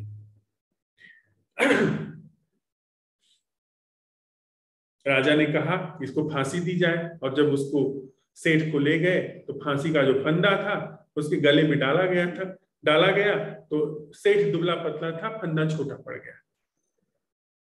राजा ने कहा कि इसको तो फंदा छोटा पड़ गया, तो अब क्या किया जाए? तो राजा ने कहा कि ऐसा व्यक्ति लाओ जिसके गले में फांसी का फंदा ठीक से बैठ जाए। अब वहां से सैनिक निकले, उनको वो सन्यासी मिल गया जो खा पी करके एकदम पड़ा हुआ था। उसको वो लेकर के आए, उसके गले में फंदा डाला तो फंदा फिट बैठ गया। राजा ने कहा ठीक है, उस व्यक्ति जिसकी मृत्यु हुई है उसके जुर्म में इस व्यक्ति को फांसी दे दो, क्योंकि इसके गले में फंदा ठीक बैठता है। वो चिल्लाया, माई बाप, मेरे एक गुरु हैं, कम से कम उसको उसी समय गुरु की याद आई सी कि यहाँ रहना खतरे से खाली नहीं है। उसने जो भी तर्क वगैरह कहा कि भाई मुझे क्यों मार रहे हो, राजा ने कहा कि यहाँ तुम्हारा गणित नहीं चलता है, ये मेरा राज्य है। उसने कहा हुजूर कम से कम मुझे अपने गुरु का ख्याल कर लेने दो। उन्होंने कहा था कि यहाँ मत रहो, पर मैंने नहीं मानी, और उन्होंने कहा जब मुसीबत हो तो पुकारना। उसने मुसीबत में उनको याद किया, गुरु को मैसेज पहुंचा, टेलीपैथी हुई, गुरु वहां से चल दिए आए। उन्होंने सारी स्थिति समझी, देखी, बुद्धिमान व्यक्ति थे। जाकर के उन्होंने उसके कान में जो शिष्य था कुछ कहा, और इसके बाद राजा के पास आए और कहा कि राजा, गुरु को बड़ा होता है या शिष्य? राजा ने कहा गुरु बड़ा होता है, तो मुझे पहले फांसी दे दीजिए आप, उसको फांसी मत दीजिए, उसकी जगह पर मुझे फांसी दीजिए। राजा ने कहा कि अरे, दोष उसका है और फांसी आप मांग रहे हो। तो शिष्य तब तक चिल्लाया पीछे से कि नहीं नहीं हुजूर, मुझे ही फांसी दीजिए। फिर गुरु ने कहा नहीं नहीं, मुझे फांसी दीजिए। अब खूब आपस में फांसी को लेकर के झगड़ा करने लगे गुरु शिष्य। राजा बड़ा चौकन्ना हुआ, बड़ा चकित हुआ, ये मामला क्या है। उसने बुला करके गुरु से पूछा कि सच सच बताओ बात क्या है। तो उसने गुरु ने कहा कि अब आप पूछते हैं तो मैं थोड़ा एकांत में ही बता सकता हूँ। तो सारे दरबारी वगैरह को हटा करके राजा ने पूछा, बताओ अब। तो गुरु ने कहा कि दरअसल इस समय ऐसा मुहूर्त है, इस समय जिसको फांसी होगी और उसके बाद जिसको फांसी होगी, वे पहले जिसको फांसी होगी वह मरते ही राजा बन जाएगा इसी राज्य का। उसका अगला जन्म राजा होने के लिए किसी घर में होगा, और दूसरा जो मरेगा वो मंत्री बन जाएगा। उसका जन्म किसी ऐसे घर में होगा जो कि मंत्री के लिए होगा। अब राजा ने सोचा कि ये तो बड़ी विभूचन में डालने वाली बात है। अब तो मैं बूढ़ा हो चला हूं, और अगर ये लोग अभी इनको फांसी दी जाती है तो फिर ये लोग राजा बनने वाले हैं, फिर मैं जहां मरूंगा पता नहीं कहां मेरा जन्म हो। फिर उसने कहा कि अभी इन लोगों की फांसी रोक दी जाए, मैं थोड़ा मंत्रणा करना चाहता हूँ। उसने अपने मंत्रियों को बुलाया। जो उसका मंत्री था वो और भी इसी तरीके से चालाक और इसी तरह की बुद्धि वाला था। उसने मंत्रणा की कि राजा, आप और मैं, इन दोनों की जगह हम लोग फांसी पे चढ़ जाते हैं, और इधर हमारी मृत्यु होगी, उधर हम राजा और मंत्री बनने के लिए पैदा हो जाएंगे। राजा ने कहा बिल्कुल ठीक। रात में उसने अपने विश्वस्त सैनिकों को भेज करके उन दोनों को पकड़ करके बाहर निकलवा दिया, और चेहरे पर मास्क रख करके पहले जहां पर वो फांसी दी जानी थी दूसरे दिन, उस दिन उन लोगों को बोला जो फांसी देने वाला था कि जो पहले आए उसको पहले फांसी देना, जो बाद में आए उसको बाद में फांसी देना। सुबह होते ही मास्क ऊपर लगा करके आगे आगे राजा, पीछे पीछे उसका मंत्री, दोनों फांसी पर चढ़ गए। बाद में जब उनका शव उतार करके देखा गया तो पता चला ये तो राजा और मंत्री हैं। पर एक तरफ थोड़ा सा दुख भी हुआ राज्य के वासियों को, दूसरी तरफ खुशी भी हुई कि ऐसे पागल राजा और मंत्री से छुटकारा हुआ। फिर ये सोचा जाने लगा कि कौन राजा हो कौन मंत्री हो, तो उन्होंने उन्हीं गुरु और शिष्य को पकड़ करके राजा और मंत्री बना दिया। आप देखें इस कहानी में जितने भी प्रतिक्रियाएं हो रही हैं, जो भी स्थितियां आ रही हैं, वैसी ही स्थिति हमारी भी है। हम प्रतिक्रिया से चल रहे हैं। किसी ने आकर के सलाह दे दी कि भाई ऐसा ऐसा करोगे तो ऐसा हो जाएगा। हमने मान लिया, हमने माना कि ऐसा ही होता है। कभी भी हमने विहंगम अवलोकन नहीं किया, कभी भी हमने विवेक का इस्तेमाल नहीं किया कि क्या वास्तव में ऐसा होता है। आप सोचो, किसी ने बता दिया कि धन से समृद्धि आ जाएगी, हम धन कमाने में जुटे हुए, और धन और धन और धन, जैसे वो राजा जुटा हुआ है।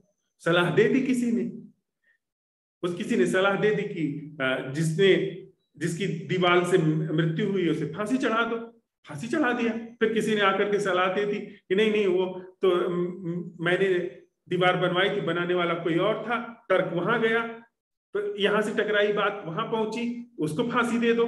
वैसे ही कभी भी हमने जांचा नहीं कि सम्यक कर्म क्या है। किसी ने बता दिया कि विवाह संस्था में प्रवेश कर जाओ, तुम्हें संबंध उपलब्ध हो जाएगा। हमने विवाह कर लिया और समझते हैं कि हम संबंध को उपलब्ध हो गए।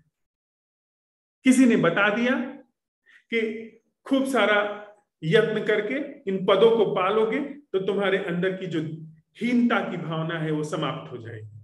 हमने पता नहीं लगाया उसका, हमने उसका विवेक से अवलोकन नहीं किया। हम बस बड़ा पद पाने की आकांक्षा में दौड़े हुए हैं। चूहा दौड़ चल रही है। किसी ने कुछ बता दिया कि ऐसा ऐसा करोगे तो इस तरह से यहां दान दोगे, 1 रुपया यहां दान दोगे, वहां 10 मिलेगा। हम एक तरफ से खून पी रहे हैं और दूसरी तरफ मंदिर में जाकर के दान दे रहे हैं। एक तरफ जो गरीब आदमी है उसका मांस निचोड़ लेते हैं और दूसरी तरफ जाकर के व्यासपीठ पर बैठे लोगों को मालपुआ दान कर रहे हैं। एक तरफ हमने कुलवधु बनाई है, दूसरी तरफ हमने नगर वधु बनाई है। एक तरफ हमने ऊंचा पद बनाया है और दूसरी तरफ हमने भिखारी गली गली में घूमने वाले बनाए हैं, या दाने दाने को मोहताज इंसान बनाए। बस किसी ने जैसे बता दिया वैसे चल रहा है। कभी पता लगाया इस बात का कि संस्था से संबंध बन सकता है? कोई मेरी जाति का है इसलिए उससे संबंध आत्मीय हो सकता है? जाति हमने बनाई है। कोई मेरे राष्ट्र का है इसलिए वो आत्मीय हो सकता है? हम माने बैठे हैं और मान लिए हैं तो बड़ी आत्मीयता होती है। विदेश चले जाइए, कोई बोले कि मैं इंडिया से हूं, बड़ी आत्मीयता हुई। आप यहाँ हैं, पाकिस्तान के प्रति बड़ा वैर है, वहां के व्यक्ति के प्रति। सब जो जैसे जहां बता दिया वैसे ही हम जीते चले जा रहे हैं। जैसे जिसने जो सिखा दिया वैसे ही हम जीते चले जा रहे हैं। हमने कभी भी पता नहीं लगाया, कभी भी विवेक का इस्तेमाल नहीं किया। बस प्रतिक्रिया, उसने सुझाव दिया, प्रतिक्रिया आई, मान लिया, वैसा चल रहा है। उसने सुझाव दिया, यहां से प्रतिक्रिया आई, मान लिया। कभी भी हमारे जीवन में क्रिया का जन्म नहीं हुआ, कभी भी क्रिया को हमारे जीवन में जगह नहीं मिली, कभी भी अवधान को, होश को, सम्यक अवलोकन, सम्यक श्रवण को स्थान नहीं मिला। कभी भी हमने यह सवाल नहीं उठाया कि संबंधों में वह रसात्मकता क्या है जो भय और स्वार्थ से मुक्त है, जो भय की प्रतिक्रिया और स्वार्थ की प्रतिक्रिया। जो हम स्वार्थ है ना, देखते हैं किसी व्यक्ति को धनाढ्य है, कोई आईएएस ऑफिसर हो गया तो आईएएस ऑफिसर से शादी कर लेता है, कोई लखपति है तो लखपति से शादी करता है, कोई एक जाति का है उस जाति में शादी करता है, किसी का मेलजोल इस वजह से है क्योंकि वह उसका सहकर्मी है। यह सारी चीजें काम कर रही है तो क्या ये सारी चीजें प्रतिक्रिया नहीं है? ये सारी चीजें प्रमाद के व्यवहार नहीं है, प्रमाद का आचरण नहीं है। प्रमाद में कहीं से कुछ घसर पसर चीज आ रही है, मान लिए हाँ ऐसा ही होता है, प्रतिक्रिया चल रही है। बस आ रही है चीजें, टकरा के उधर जा रही है, उधर से टकरा के इधर। और 8 अरब लोगों की चीजें, और 8 अरब ही क्यों, इसके पहले जितने भी लोग हुए हैं उन सब की चीजें हमारे अंदर सब लष्टम पष्टम घूम रही है, सब प्रतिक्रियाएं चल रही। वहीं पर हम लोग साथ में चलते हुए यह प्रश्न उठा रहे हैं, वह जीना क्या है जो प्रतिक्रिया से सर्वथा मुक्त है। प्रतिक्रिया सड़ी गली चीज है, प्रतिक्रिया जीवन नहीं है, प्रतिक्रिया बनावटी है, प्रतिक्रिया दुख का कारण है, भ्रम का कारण है। दुख के सारे स्वरूपों का कारण है प्रतिक्रिया वाला जीवन, जिसमें चिंता है, संताप है, वैर है, हिंसा है, ईर्ष्या है। अब देखें पूरी दुनिया में जो भी कुछ हो रहा है उसका कारण प्रतिक्रिया है। किसी के अंदर कुछ प्रतिक्रिया चल रही है, किसी के अंदर कुछ। वहीं पर हम यह प्रश्न उठा रहे हैं, वह जीना क्या है जो प्रतिक्रिया से सर्वथा मुक्त, प्रतिक्रिया की शैली से सर्वथा मुक्त। जो हमने कहा, जो हमने आपस में एक दूसरे से बोल करके, सुन करके साझा किया है, संवाद किया है, इसके साथ थोड़ी देर बैठते हैं। इसके बाद जो भी मित्र आज कुछ संगीतबद्ध संगीत सुनाना चाहें, गीत सुनाना चाहें, वे करें, और उसके बाद हम प्रश्न के साथ अगले बैठक तक के लिए विदा लेंगे।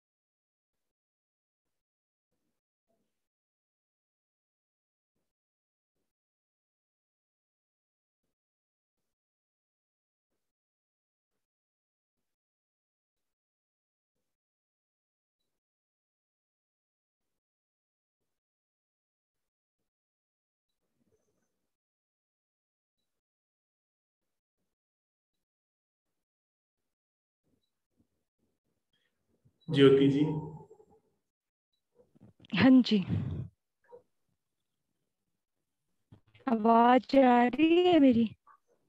हाँ जी, आ रही है। हाँ जी। सबसे पहले मैं अपनी व्यक्तिगतता को एक साइड रख के सब की तरफ से, जो हम यहाँ प्रेजेंट हैं या अस्तित्व में जो भी हैं, उन सब की तरफ से यूनिवर्स से क्षमा चाहूंगी, जो भी हमने आज तक जो भी शिकायतें की हैं उसके लिए। और हम सब की तरफ से मैं अस्तित्व के कण कण को, हर दिशा को, छोटे से छोटे जीव को, धूल के कण को, आकाश, हवा, घास, समस्त सुंदरता को, समस्त कुरूपता को, सभी को पुष्पांजलि अर्पित करती हूँ। और अस्तित्व से निवेदन करती हूँ कि वो ये भजन गाएं और खुद ही अपनी स्तुति करें।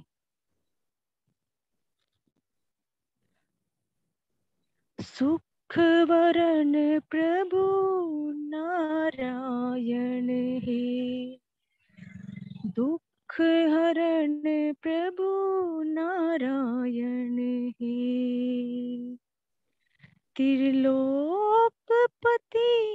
दाता सुख धाम, स्वीकारो मेरे परिणाम, स्वीकारो मेरे परिणाम। प्रभु स्वीकारो मेरे परिणाम। मन वाणी में हो शक्ति कहाँ जो, महिमा तुम्हारी गान करे,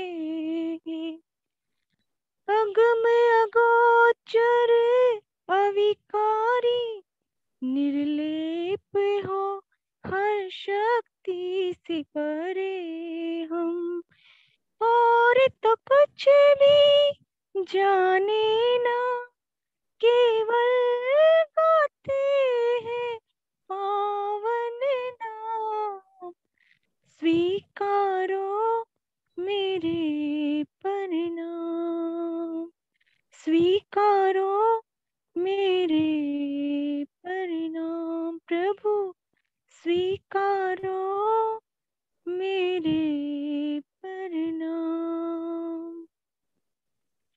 आदि मध्य और अंत तुम्ही, और तुम ही आत्म आधारे हो, भक्तों के तुम प्राण प्रभु, इस जीवन के रखवारे हो, तुम में जीवे जन्मे तुम में, और अंत करे तुम में विश्राम, स्वीकारो मेरे परिणाम, स्वीकारो मेरे परिणाम। प्रभु स्वीकारो मेरे परिणाम। चरण कमल का ध्यान धरूं, और प्राण करे सुमिरन तेरा, दीनाश्रय दीननाथ प्रभु, भव बंधन काटो हरि मेरा, शरणागत के श्याम हरि, हे नाथ मुझे तुम लेना थाम, स्वीकारो मेरे परिणाम, स्वीकारो मेरे परिणाम।